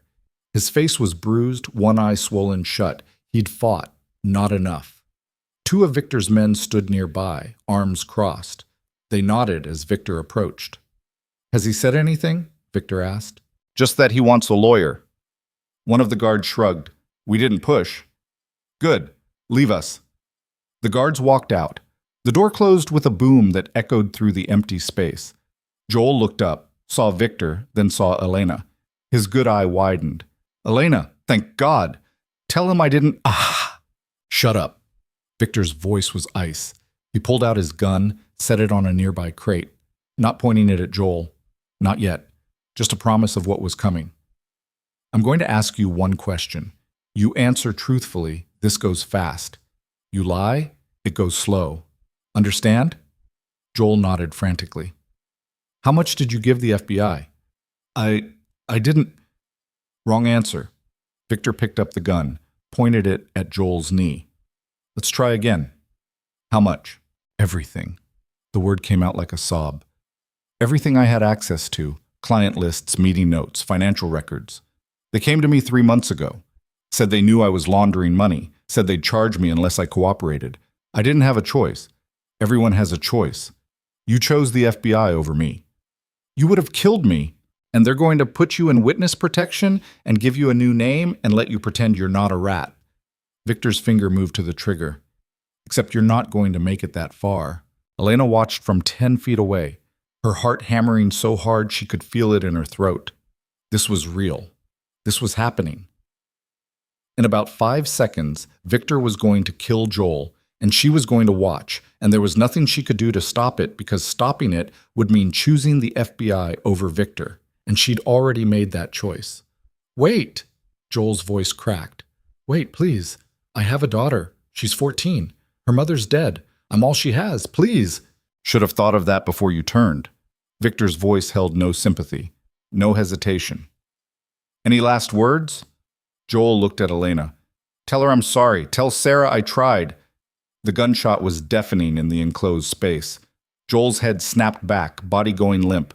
Blood sprayed across the concrete floor, dark and spreading. Elena's stomach heaved. She turned away, hand over her mouth, breathing through her nose to keep from vomiting. Victor lowered the gun. Get the car ready, he told someone on his phone. Then he walked to Elena, grabbed her shoulder. Look at him. I don't look at him. She forced herself to turn, to see Joel's body slumped in the chair, blood pooling beneath him. The exit wound in the back of his skull, the slack emptiness where a person used to be. This is what betrayal costs, Victor said quietly. Remember this, because if you ever think about turning on me, this is your future. Elena couldn't speak, could barely breathe, but she nodded. Good. Now let's go. We have a plane to catch. They walked out of the warehouse, leaving Joel's body for Victor's cleanup crew. Elena's hands were shaking again. Her whole body felt like it was vibrating at a frequency just below visible. She'd watched a man die. Watched Victor execute him like it was nothing more than taking out the trash. And she'd done nothing to stop it. In the car, speeding toward the airfield, Elena stared at her reflection in the window. She didn't recognize the person looking back. Couldn't reconcile the woman who'd cleaned floors 6 months ago with the one who'd just watched an execution and felt nothing but numb acceptance. You did well, Victor said. I didn't do anything. Exactly. You didn't panic, didn't try to save him. You understood the necessity. He glanced at her. Most people can't handle watching someone die, but you're not most people. Elena wanted to argue, wanted to tell him she was horrified, sickened, barely holding herself together, but the truth was simpler and worse. She'd stopped feeling anything at all. Chance. The airfield was small and private, hidden behind a chain-link fence and a guard booth that waved them through without question. A sleek jet sat on the tarmac, engines already running. Marco was already there, surrounded by guards, looking small and lost. Elena climbed out of the car and went to him. He grabbed her arm. Where were you? He demanded. They wouldn't tell me anything. It doesn't matter. We're leaving. Now. Ellie, Your hands are shaking. What happened? She looked down. He was right. Her hands were trembling like leaves. Nothing. I'm just scared. It wasn't a lie. She was scared. Not of the FBI or prison or even death. She was scared of what she'd become, of how easy it had been to watch Joel die and feel nothing. Victor appeared beside them. Everyone on the plane. We're wheels up in 5 minutes. They climbed the stairs. The jet's interior was all leather and polished wood, the kind of luxury Elena had only seen in movies. She collapsed into a seat by the window. Marco sat across from her, eyes hollow. Is this really happening? He asked. Yeah. Where are we going? The Caymans. Then wherever Victor says. Marco laughed, a broken, desperate sound. We're fugitives. We're actually fugitives. We're alive. That's what matters. The engines roared. The plane started moving, picking up speed. Elena watched the runway blur past, then the ground drop away as they climbed into the night sky. Below, the city spread out like a circuit board, all lights and patterns and millions of lives that would keep moving without them. She pressed her forehead against the window and tried not to think about Joel's daughter. About Sarah, who'd just lost her father and would never know why. About all the people they were leaving behind to face the FBI's wrath alone. Collateral damage. That's what Victor called them. Elena had a different word. Ghosts.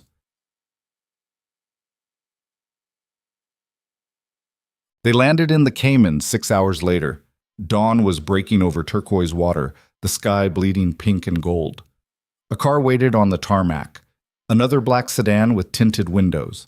Victor led them to a villa on the beach, all white walls and open spaces and the sound of waves crashing. This is home for now, Victor said. Make yourselves comfortable. We'll regroup in a few hours.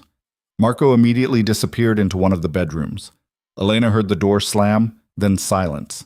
She stood on the balcony staring at the ocean. It was beautiful, peaceful. Everything the last 12 hours hadn't been. Victor joined her, 2 glasses of something amber in his hands. He offered her one. She took it, drank without tasting. The burn felt good, real. I know you're processing, he said. What you saw tonight, what you did, it's a lot. I watched you kill a man. You watched me protect what's mine. There's a difference. Is there? Elena looked at him. Because from where I'm standing, it just looks like murder.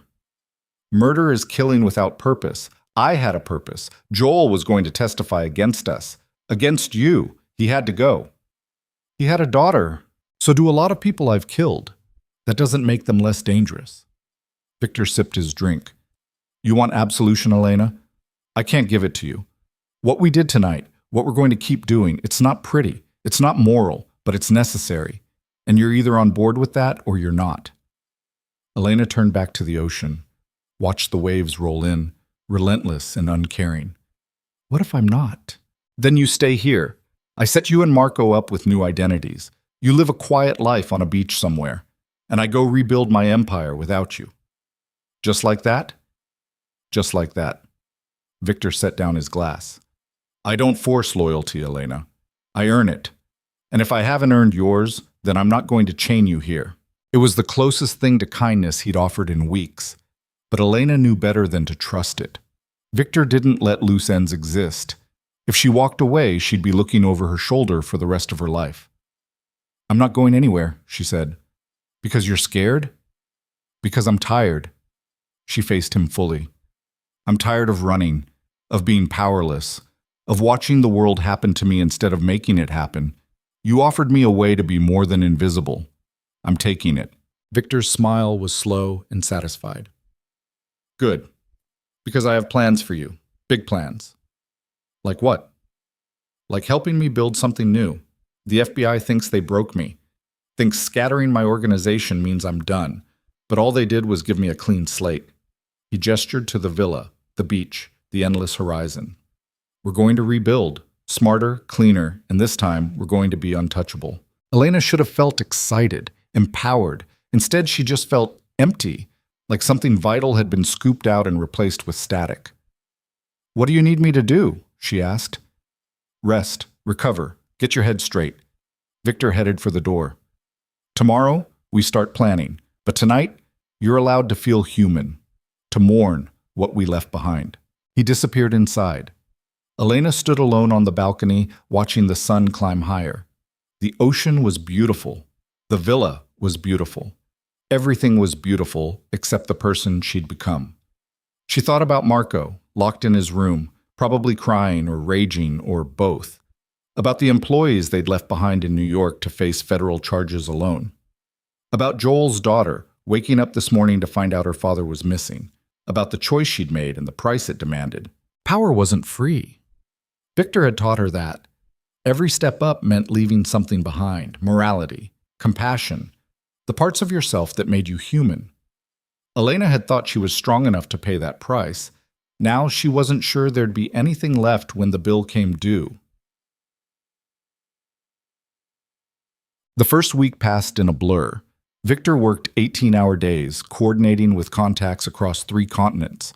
Elena helped where she could, setting up encrypted communications, vetting potential recruits, organizing the infrastructure for a new organization that existed only in pieces. Marco barely spoke to her. He stayed in his room most days, only emerging for meals. When he did talk, his voice was flat, distant, like he was looking at a stranger. "You've changed," he said one morning over coffee. Elena didn't argue. "So have you." "Yeah, I've become a fugitive for crimes I didn't commit." "What's your excuse?" "I'm trying to keep us alive." By helping him rebuild, by becoming his... what? His lieutenant? His enforcer? Marco's laugh was bitter. Mom and Dad would be so proud. The words hit like a punch. Their parents had been good people, honest people. They'd worked themselves to death for a paycheck that barely covered rent. And now their children were hiding in a villa bought with blood money, planning crimes from a beach paradise. "They'd want us to survive," Elena said quietly. "They'd want us to be good. There's a difference." Marco left the table. Elena sat alone, staring at her untouched breakfast, and knew he was right. But being good didn't pay the bills. Didn't protect people you loved. Didn't keep you alive when the world wanted you dead. Being good just made you invisible. And Elena had spent enough of her life as a ghost. 2 weeks after they arrived, Victor called Elena into his office. The room overlooked the ocean, all glass and clean lines. He stood by the window, phone in hand, expression grim. "We have a problem," he said. Elena's stomach tightened. "What kind?" "Agent Sarah Chen. She's been digging, found accounts we thought were clean, traced money through 3 shell companies back to me." He turned. "She's building a new case, and she's getting close." "How close?" "Close enough that I need to do something about it." The words hung in the air. Elena understood what he meant, what he was asking without asking. "You want her dead." "I want her to stop being a problem. Dead is one solution." "She's a federal agent. You kill her, the entire bureau comes down on you. Only if they know I did it. If it looks like an accident, a car crash, a home invasion gone wrong, they'll investigate, but they won't have proof." Victor moved closer. "I need someone clean to handle it. Someone they won't connect to me." Elena's blood went cold. "No. You haven't heard the plan." "I don't need to. You want me to kill a federal agent? The answer is no." "Even if it means she arrests you, extradites you back to the States, puts you and Marco in prison for the rest of your lives?" "That's not going to happen." "It already is." Victor pulled up a file on his computer, turned the screen toward her. "Chen filed an extradition request yesterday. The Cayman government is fighting it, but they won't hold out forever. We have maybe a month before you're in custody." Elena stared at the screen, at the legal documents with her name highlighted in yellow. United States versus Elena Marlowe. Charges: racketeering, money laundering, accessory to murder. They'd listed Joel's death. Somehow they knew. How? "Chen's good. Better than I gave her credit for." Victor closed the laptop. "She has evidence, testimony, maybe even physical proof from the warehouse. I don't know how, but she has enough to charge you." Elena's legs gave out. She sat down hard, mind racing. Prison. Federal prison. Years of her life in a cage while lawyers argued over jurisdiction and evidence. Or she could stop Chen, remove the threat before it became real, become a murderer. Not in self-defense, not in the heat of the moment, but cold, calculated, the kind of killer you couldn't come back from. There has to be another way, she whispered. If there was, I'd take it. But Chen's made this personal. She wants me, and she's willing to burn everyone around me to get there. Victor knelt in front of her, meeting her eyes. I'm not asking you to enjoy this. I'm asking you to survive it, to choose your life over hers. Elena looked at him, at the man who'd given her power and purpose and trapped her so completely she couldn't see the walls anymore. If I do this, she said, there's no going back. There hasn't been a way back since the warehouse, since Joel, since the moment you stepped into my world. Victor stood. You're already a criminal in their eyes, Elena. All I'm asking is that you act like one before they make it official. She closed her eyes. Thought about Marco, about the life they'd lost, about the person she'd been 6 months ago who would have screamed at the suggestion of murder. That person was gone, burned away in Victor's fires. What was left didn't scream. It just calculated. How? Elena asked. Victor's smile was victory itself. Chen lives in Washington, goes running every morning at 6, same route through Rock Creek Park, very isolated, very predictable. You want me to stage a mugging. I want you to remove a threat. How you do it is up to you. He handed her a folder. Everything you need. Her schedule, her route, her security details. She's careful, but not careful enough. Elena took the folder, opened it. Inside were surveillance photos of a woman in her 40s, fit and focused, jogging through trees in the early morning light. Agent Sarah Chen. The person standing between Elena and freedom. The person who had to die. When? Elena asked. This weekend. I'll have you on a red-eye tomorrow night. You'll have 48 hours to plan and execute. Then you come back here and we wait for the news. And if something goes wrong, then you run. I'll have extraction ready, but nothing's going to go wrong. You're too smart for that. Victor walked to the door. Get some rest. You'll need it. He left. Elena sat alone with the folder, staring at Chen's face. The agent looked determined, confident, like someone who believed in justice and rules and the fundamental goodness of fighting for what was right. Elena had believed that once, before the world taught her that belief was just another word for victim. She opened the folder wider, studied the route, the timing, the isolated stretches where a runner could disappear and nobody would notice for crucial minutes. She could do this.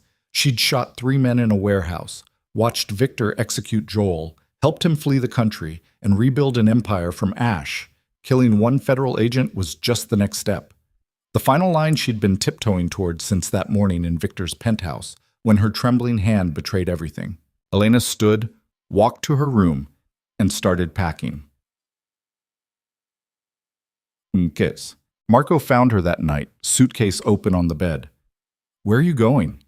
Back to the States, just for a few days. Victor needs me to handle something. Handle what? Elena didn't answer. Couldn't, because telling Marco would mean making him complicit, and he'd already lost enough innocence for one lifetime. It's better if you don't know, she said. Marco grabbed her arm, forced her to look at him. You're going to kill someone. I didn't say that. You didn't have to. I see it in your face, in the way you're moving, like you're already dead inside. His grip tightened. Don't do this, Ellie, please. Whatever Victor's asking, it's not worth it. It's Agent Chen, the one building the case against us. If I don't stop her, we go to prison. Then we go to prison. At least we'd still be human. Elena pulled away. I stopped being human the second I stepped into Victor's world. Now I'm just trying to stay alive. This isn't staying alive. This is becoming a monster. Marco's voice cracked. Please, don't do this. We can run. Disappear somewhere Victor can't find us. There's nowhere he can't find us. You know that. Then we take our chances. We turn ourselves in, testify against him, get immunity, and spend the rest of our lives in witness protection, looking over our shoulders, waiting for Victor's people to find us? Elena shook her head. No, I'm done running. I'm done being powerless. So you're just going to murder a federal agent. I'm going to protect us, both of us. Because that's what you do when you love someone. You do the hard things, the impossible things, even when it destroys you. Marco stared at her, tears streaming down his face. I don't even know who you are anymore. Neither do I. Elena zipped her suitcase. But I know I'm not going to let you die in prison because I was too weak to do what needed doing. She walked past him, heading for the door. Marco's voice stopped her. If you do this, we're done. You and me. I won't be part of this anymore. Elena's hand tightened on her suitcase handle. I'm doing this for you. Then don't, because I'd rather go to prison than live with a sister who's a killer. The words should have hurt, should have made her reconsider, turn back, choose family over survival. But Elena had learned the hardest lesson of Victor's world. Love wasn't stronger than necessity. It was just another thing you sacrificed. I'm sorry, she said, and walked out. The plane landed in Washington at midnight. Elena checked into a cheap motel under a false name Victor had provided. Spent the night memorizing Chen's route, timing the jogging path, identifying entry and exit points. By dawn, she was in Rock Creek Park, dressed in running gear, a small pistol tucked into a holster at the small of her back. The park was quiet, just a few early morning joggers and the sound of birds waking up. Elena found a spot behind a cluster of trees, 30 feet off the main path. She checked her watch. 5:57. Chen would pass by in approximately 3 minutes. Her heart was steady. Her hands weren't shaking. She'd crossed so many lines to get here that one more felt like nothing. Just another compromise. Another piece of her soul traded for survival. At 6 o'clock exactly, Chen appeared, jogging at a steady pace, earbuds in, completely focused on her run. She passed Elena's hiding spot without a glance. Elena stepped out behind her, raised the gun, aimed at Chen's back, and hesitated. Because Chen looked so normal, so human. Just a woman going for a run, trying to stay healthy, probably thinking about her day ahead or what to have for breakfast. Not an enemy, not a monster, just a person. Elena's finger trembled on the trigger.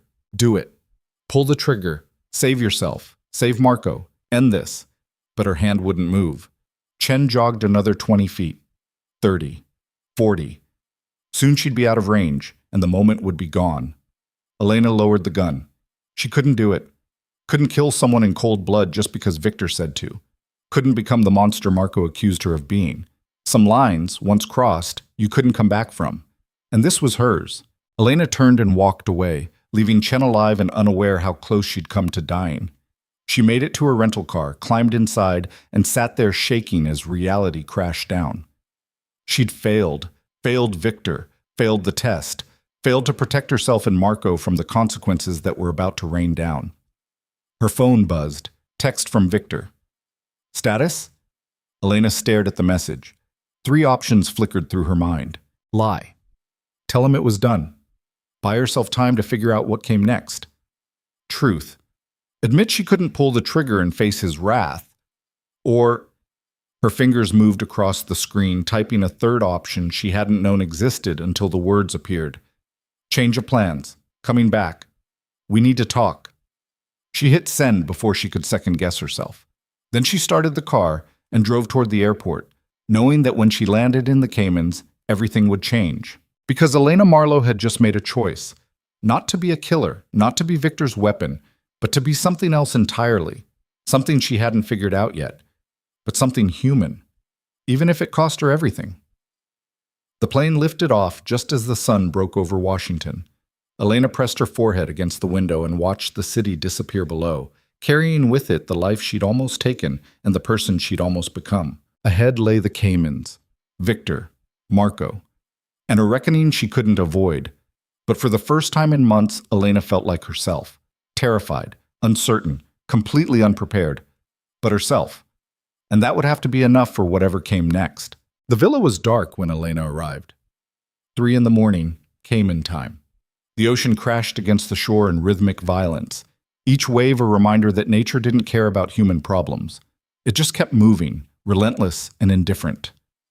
She let herself in quietly, suitcase in hand, expecting silence. Instead, she found Victor sitting on the balcony, a glass of whiskey catching moonlight. He didn't turn when she approached, just kept staring at the water. Agent Chen went for her run this morning, he said.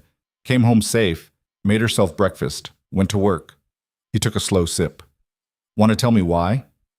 Elena set down her suitcase. Her legs felt unsteady, but she forced herself to walk onto the balcony, to stand beside him and face whatever came next. I couldn't do it. Couldn't? Or wouldn't? Does it matter? Victor finally looked at her. His face was unreadable in the darkness, all shadow and sharp angles. Yeah, it matters. Couldn't means you're weak, wouldn't means you're choosing to be. Then I wouldn't. Elena's voice was steady despite the fear clawing at her throat. I stood there with the gun pointed at her back. She was right there. Easy shot. And I couldn't pull the trigger because killing her wouldn't save us. It would just make me into something I can't come back from. You already are that something. You've been that something since the warehouse. No, those men hurt me first. Joel betrayed you. There was context, justification maybe. But Chen? Elena shook her head. She's just doing her job. She's not evil. She's not a monster. She's a federal agent trying to put criminals in prison. And yeah, that includes us. But shooting her in the back while she's jogging doesn't make me strong. It just makes me a murderer. Victor stood, and Elena instinctively stepped back. But he didn't reach for a weapon, just walked to the railing, gripping it hard enough that his knuckles went white. I gave you an order, he said quietly, a direct order, and you disobeyed. I made a choice. In my world, those are the same thing. Victor turned, and the look in his eyes made Elena's blood run cold. I've built everything on loyalty, on people doing what I tell them because they trust me to see the bigger picture. You just told everyone who works for me that my orders are negotiable, that if they don't feel like obeying, they can just walk away. I'm not everyone, and this wasn't about loyalty. It was about lines I won't cross. Then you're in the wrong business. Victor moved closer, each step deliberate. You think you get to pick and choose which orders to follow? You think morality means something here? It doesn't. All that matters is whether you're willing to do what needs to be done, and you just proved you're not. Elena met his gaze, refusing to back down. So what now? You kill me? Make an example like you did with Joel? I should. Victor's hand moved to his jacket, where Elena knew he kept a gun. That's what the old me would do. Clean, simple. One bullet, problem solved. But you won't. No? His hand stayed on his jacket. Why not? Because you need me. You said it yourself. I'm smart. I notice things. I can operate in both worlds. You kill me, you lose that. And you've already lost too much. Victor's laugh was bitter. You're betting your life on being useful? I'm betting my life on you being smarter than your ego. Elena's heart was hammering, but she kept her voice level. Agent Chen is still alive, which means the FBI's case against us is still active. You can kill me for disobeying, but that doesn't solve the real problem. We're still exposed, still hunted, and you need someone who can think strategically to get us out of this mess. Silence stretched between them. The ocean crashed. The moon hung overhead, watching this tiny human drama play out beneath its indifferent light. Finally, Victor's hand dropped from his jacket. You've got 48 hours to come up with a plan. A real plan that doesn't involve murder or running or any of the easy answers. You figure out how to neutralize Chen's investigation without killing her, we're good. You fail, and I handle it my way. Understood? Relief flooded through Elena so fast it made her dizzy. Understood. And Elena? Victor's voice stopped her as she turned to leave. This is your last chance. You disobey me again and there won't be a conversation. Just consequences. We clear? Crystal. She walked inside, legs shaking now that the adrenaline was fading. She'd just bet her life on her ability to outthink the FBI, and she had 2 days to make good on that bet. No pressure. Walks. Elena spent the rest of the night in Victor's office, surrounded by files and laptops and the architecture of his crumbling empire. She pulled up everything they had on Agent Sarah Chen. Background, career history, cases she'd worked, people she'd put away. And as the sun came up over the ocean, Elena found the thread. Chen had made her career on RICO cases. Big, sprawling investigations that took down entire organizations. But her conviction rate was only 60%. Good, but not exceptional. And when Elena dug into the cases she'd lost, a pattern emerged. Chen's weakness was documentation. She was brilliant at building networks, at identifying key players and mapping connections. but she often struggled with the granular evidence needed to prove criminal intent. She'd bring charges, and then defense attorneys would pick apart her paper trail, finding gaps in the timeline or inconsistencies in witness testimony. Chen built beautiful cases that looked airtight from a distance, but up close, they fell apart. Elena sat back, mind racing. If Chen's case against Victor followed the same pattern, there might be holes. Places where the evidence was circumstantial or built on assumptions rather than hard proof. All Elena had to do was find them and make them bigger. She pulled up the extradition request Chen had filed, read through it line by line, looking for cracks. And there, buried in the supporting documentation, she found it. Chen's case relied heavily on financial records from the shipping warehouse, the same warehouse the FBI had raided. But according to the raid report, they'd found evidence of document destruction, shredded files, wiped hard drives, burned papers in a barrel outside, which meant Chen's financial evidence was incomplete. She had pieces, but not the whole picture. And incomplete evidence could be challenged. Elena opened a new document and started typing. Not a legal defense, she wasn't a lawyer, but a roadmap, a strategy for how to dismantle Chen's case without violence. Step 1. Challenge the financial evidence on grounds of spoliation. Argue that Victor's people had destroyed documents in good faith as part of routine business practices, not to hide criminal activity. Step 2. Discredit key witnesses. Linda had been fired and threatened. Marcus had disappeared. Their testimony would be painted as coerced or unreliable. Step 3. Provide alternative explanations for every suspicious transaction. Money laundering? No, just complex but legal business dealings. Shell companies? Standard practice for international commerce.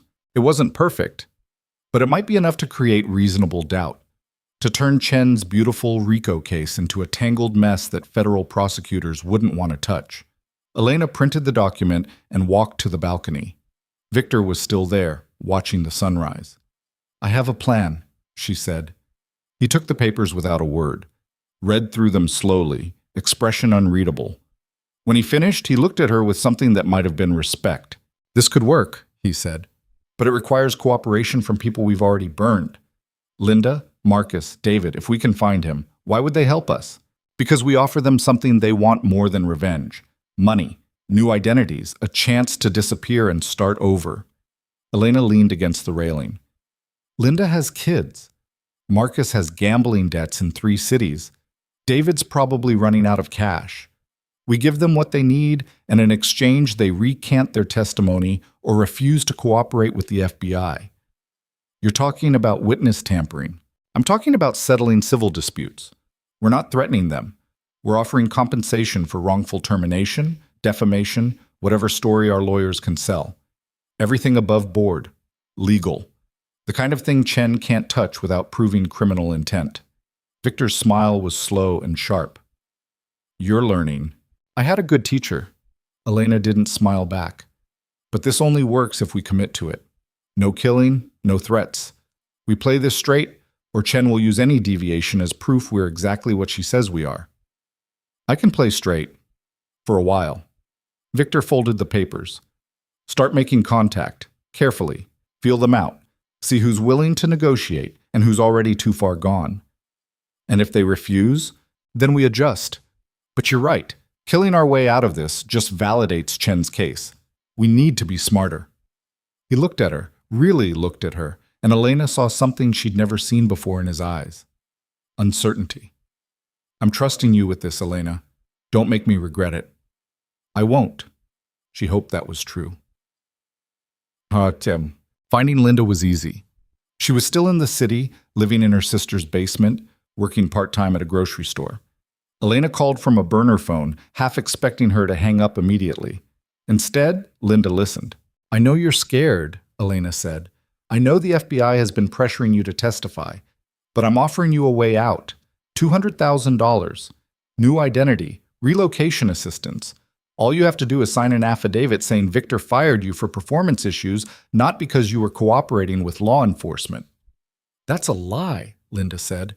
"It's a version of the truth. You were fired. The rest is interpretation." Silence on the other end.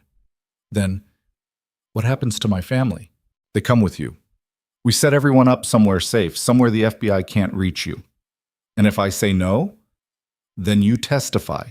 You put Victor in prison, and you spend the rest of your life wondering if someone's going to come after you for revenge. Elena softened her voice. I'm not threatening you, Linda. I'm offering you a choice. Take the money and disappear. Or take your chances with witness protection and hope the FBI keeps its promises. More silence. Elena could hear kids playing in the background. Linda's children, the reason she'd cooperated with Chen in the first place. I need to think about it, Linda said finally. You have 48 hours. After that, the offer expires. Elena hung up. 1 down, 2 to go. Marcus was harder to find. He'd gone completely underground after fleeing New York. But Elena had learned a few things in Victor's employ, including how to use skip tracers and data brokers. She found him in Atlantic City, living in a motel and running up credit card debt at the casinos. This conversation went faster. Marcus didn't care about morality or loyalty. He cared about money. Elena offered him $50,000 to recant his FBI testimony and claim he'd been coerced into making false statements. "50's not enough," Marcus said. "I want 100. 75, final offer. Deal." Just like that. No agonizing, no moral struggle, just business. Elena felt sick making the deal, but she wired the money and got his signed affidavit within 6 hours.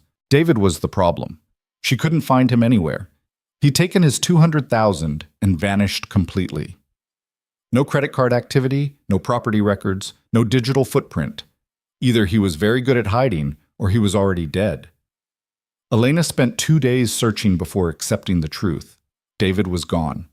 And without him, Chen's case had one less witness, which actually helped them. She compiled everything: Linda's potential cooperation, Marcus's signed statement, the legal framework for challenging the financial evidence, and presented it to Victor. "This is good work," he said, reading through the materials. "Really good. I'll have my lawyers start filing motions. Should tie Chen up in court for months, maybe years. And if it doesn't work, then we've bought time to move assets, build new identities, prepare for the next phase." Victor looked up from the papers. "You did well, Elena. You found a third option when I only saw 2. That's valuable." The praise should have felt good, should have made her proud. Instead, Elena just felt tired. "What about Marco?" she asked. Victor's expression shifted. "What about him? He hates me, hates what I've become. If we're rebuilding, if we're starting over, I need to know he's going to be okay. Marco's an adult. He makes his own choices. He didn't choose this. I dragged him into it. And you can't drag him out." Victor's voice gentled slightly. "Elena, your brother is angry because he's scared, because his world got turned upside down and he's looking for someone to blame. Right now, that's you. But eventually, he'll understand you did what you had to do to keep him alive. Will he? Or will he just see a sister who became a monster? You're not a monster. You're a survivor. There's a difference." Elena wanted to believe that. Wanted to think there was a meaningful distinction between the person she'd been and the person she'd become. But standing in Victor's office, surrounded by the evidence of their crimes, she couldn't find the line anymore. "I need to talk to him," she said. "Then talk." "But Elena?" Victor's eyes held hers. "Don't apologize for keeping him alive. Don't apologize for being strong enough to make hard choices. You did what I would have done, what anyone who loves someone would do." "Is that supposed to make me feel better?" "It's supposed to make you feel human." Victor returned to his papers. "You're not broken, Elena. You're just awake. And yeah, that hurts, but it's better than sleeping through your own life." Elena found Marco on the beach. He sat in the sand, staring at the ocean, shoulders hunched like he was trying to make himself small. She sat down beside him without asking permission. For a long time, neither of them spoke. Just sat there listening to the waves and the wind and the space between them that felt wider than the ocean. "I didn't kill her," Elena said finally. "Agent Chen, I couldn't do it." Marco's head turned slightly. "Why not?" "Because she's not a monster. She's just a person doing her job. And killing her would have made me into something I can't come back from." Elena picked up a handful of sand, let it slip through her fingers. "I know you think I've already crossed that line, that I'm already too far gone. But I need you to know I'm trying. I'm trying to find a way to survive without losing everything that makes me me. You helped Victor rebuild his empire. I helped us avoid prison by bribing witnesses and manipulating evidence, by finding a legal solution to an impossible problem. Elena turned to face him fully. Marco, I know you're angry. I know you hate what I've become. But I need you to understand something. Every choice I've made, every terrible, impossible choice, I made it for you. To keep you safe. To keep you alive. I never asked you to do that. You didn't have to. You're my brother. Protecting you isn't optional. Elena's voice cracked. And yeah, maybe I went too far. Maybe I should have let you face the consequences of your own choices instead of dragging you into Victor's world. But I couldn't. I couldn't watch you get killed over a gambling debt when I had the power to stop it. Marco was crying now, silent tears that carved tracks down his face. I don't know how to forgive you. I'm not asking for forgiveness. I'm asking you to understand. Elena wiped at her own eyes, surprised to find them wet. I'm asking you to see that I'm still your sister. I'm still the person who taught you to ride a bike and helped you with homework and stayed up all night when Mom and Dad died. I'm still her. I'm just also this. Are you? Marco's voice was small. Because I look at you, and I don't see my sister anymore. I see someone who works for a criminal, who bribes people and manipulates systems and doesn't even blink. Then you're not looking hard enough. Elena grabbed his hand, held it tight, even when he tried to pull away. I'm terrified, Marco. Every single day. I wake up scared that I've gone too far, that I can't find my way back, that I'm going to lose you because you can't love who I've become. But I keep going because the alternative is worse. The alternative is giving up, and I didn't survive this long just to give up now. Marco's fingers tightened around hers. I miss when things were simple. Me too. I miss when you were just my sister, not Victor's, whatever you are. I'm still just your sister. Everything else is camouflage. Elena squeezed his hand. I'm still the person who loves you more than anything. Who would burn down the world to keep you safe? That hasn't changed. That's never going to change. They sat there as the sun climbed higher, warming the sand beneath them. Marco didn't pull away. Didn't say he forgave her. But he didn't let go either. And for now, that was enough. 3 weeks later, the legal motions hit federal court like a bomb. Victor's lawyers, expensive, ruthless, and very good at their jobs, filed challenges to every piece of evidence in Chen's case. Spoliation of evidence, witness coercion, improper handling of financial records, a dozen different angles designed to create doubt. Chen fought back hard. She gave interviews, held press conferences, publicly vowed to see Victor D'Angelo behind bars. But behind the scenes, Elena heard through Victor's contacts that the case was falling apart. Linda had taken the money and disappeared. Marcus had recanted his testimony and claimed the FBI had pressured him into lying. The financial evidence was challenged on multiple grounds. And without David, still missing, presumed either dead or very well hidden, Chen didn't have enough witnesses to build a RICO case that would hold up in court. 2 months after Elena returned from Washington, the charges were dropped. Not dismissed. Dropped.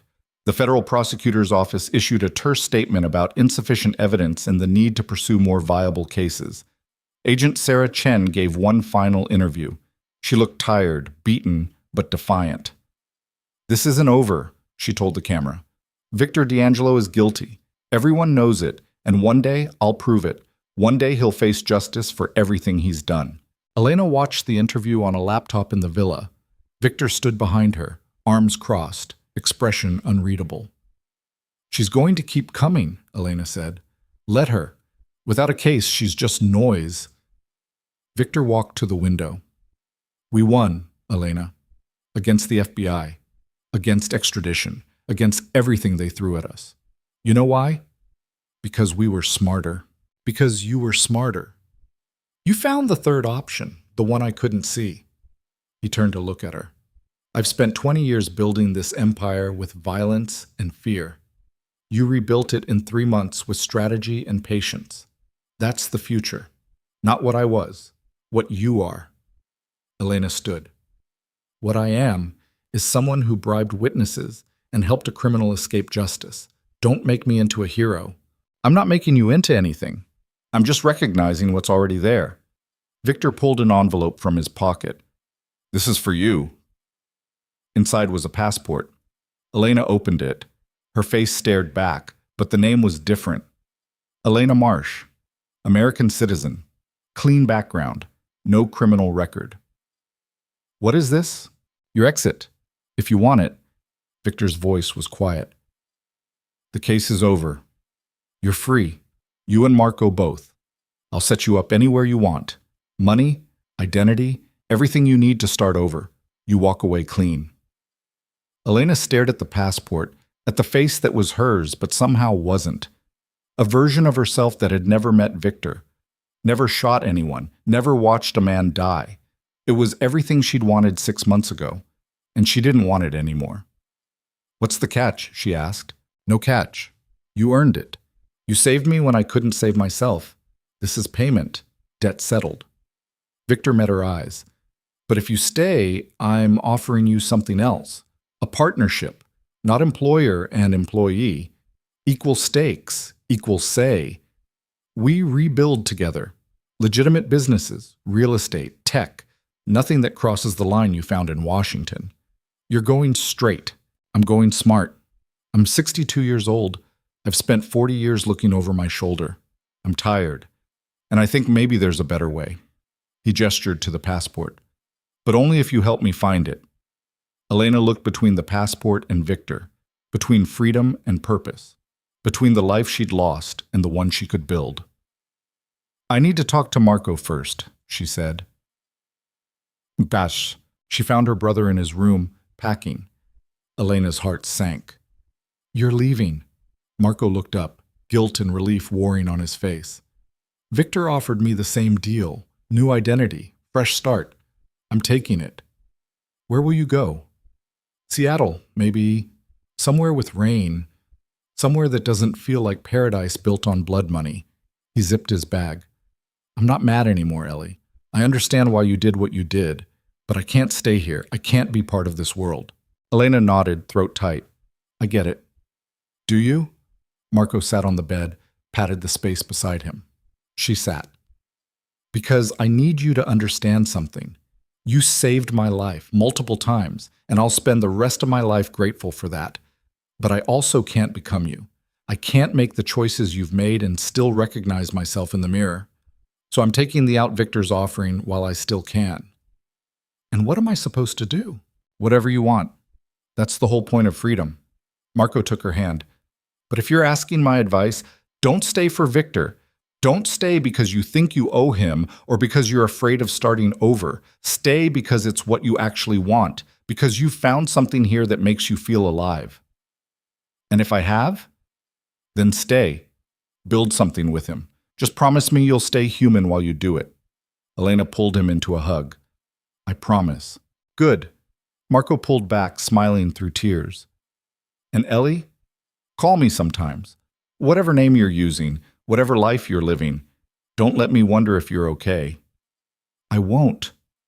They sat together for a long time, holding on to each other, and the last moments before they became people with different names living different lives in different cities.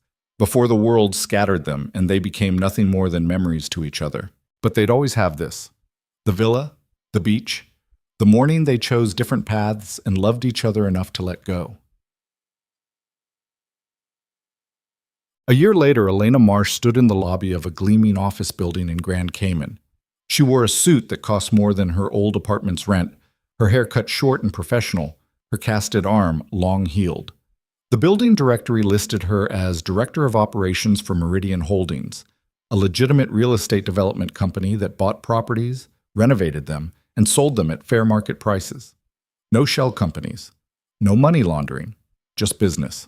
Victor was the CEO. They met every morning at 7 to review projects, discuss strategy, and build the empire they'd promised themselves. It was boring, tedious, filled with zoning meetings and permit applications and the mind-numbing bureaucracy of legal commerce. Elena loved it because boring meant safe, meant no one was hunting them, meant she could sleep at night without wondering if tomorrow would bring FBI raids or rival criminals or the 100 other ways Victor's old life could have killed them. She took the elevator to the top floor. Victor was already there, reading through contracts, coffee going cold beside him. Morning, she said. "Morning, we have that meeting with the Planning Commission at 10. You ready?" As ready as I'll ever be to talk about building codes. Elena sat across from him. Heard from our Portland contact, the development there is ahead of schedule. Should be done by spring. Good. That's good. Victor set down the contract. You talked to your brother lately? Last week. He's doing well. Going back to school. Computer science. That's what he always wanted, right? Yeah. Elena smiled. He's happy, finally. You happy? The question caught her off guard. Elena thought about it. Really thought about it. She wasn't invisible anymore. Wasn't powerless. But she also wasn't the person who'd stepped into Victor's penthouse a year ago, desperate and broken and willing to do anything to survive. She'd found something in between, a version of herself that was strong but not cruel, strategic but not heartless. Someone who could operate in both worlds, the light and the shadow, without losing herself completely. Yeah, she said. I think I am. Victor's smile was genuine. Good, you deserve it. They returned to work, contracts and permits and the boring machinery of legitimate business. Outside the window, the Caribbean sun painted everything gold. The ocean stretched endlessly, holding secrets it would never tell. And somewhere in Seattle, Marco was sitting in a classroom learning to code, building a life that had nothing to do with the one he'd escaped. They were both free, both alive, both scarred but surviving. And in the end, Elena thought, that was the only victory that mattered. Not power, not revenge, not even justice, just survival and the strength to choose what kind of person you became while fighting to stay alive. Elena looked down at her hands. They were steady, no tremors, no shaking, just capable hands that could build things or destroy them, depending on the choice she made. She chose building. Every single day, she chose building. And maybe that was enough. Maybe that was everything. All. 5 years passed. Meridian Holdings became one of the most successful real estate firms in the Caribbean. Victor retired at 67, healthy and wealthy and surrounded by grandchildren from a marriage Elena hadn't even known about until he invited her to the wedding. Elena took over as CEO. She hired people who needed second chances, ex-convicts, recovering addicts, anyone who'd made mistakes and wanted to rebuild. The company thrived. Marco visited once a year. He was married now, with a daughter named after their mother. He and Elena would sit on the beach and talk about ordinary things, work, weather, family. Never the past, never the choices that had brought them here. Some wounds healed better when you didn't pick at them. Agent Sarah Chen retired from the FBI.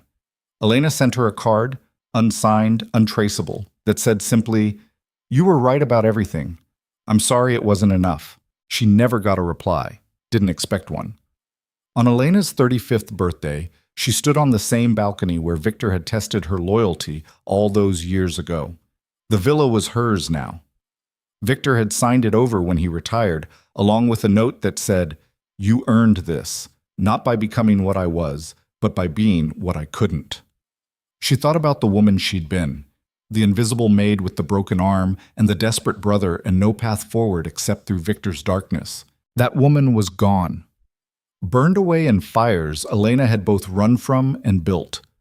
What remained was something harder, scarier, more complicated than heroes and villains. She was Elena Marsh, CEO, survivor. Someone who'd looked into the abyss and chosen not to jump, but also not to run. She'd found a third option, built a life from ashes and blood and impossible choices. Was she happy? Mostly. Was she good? That was harder to answer. But she was alive.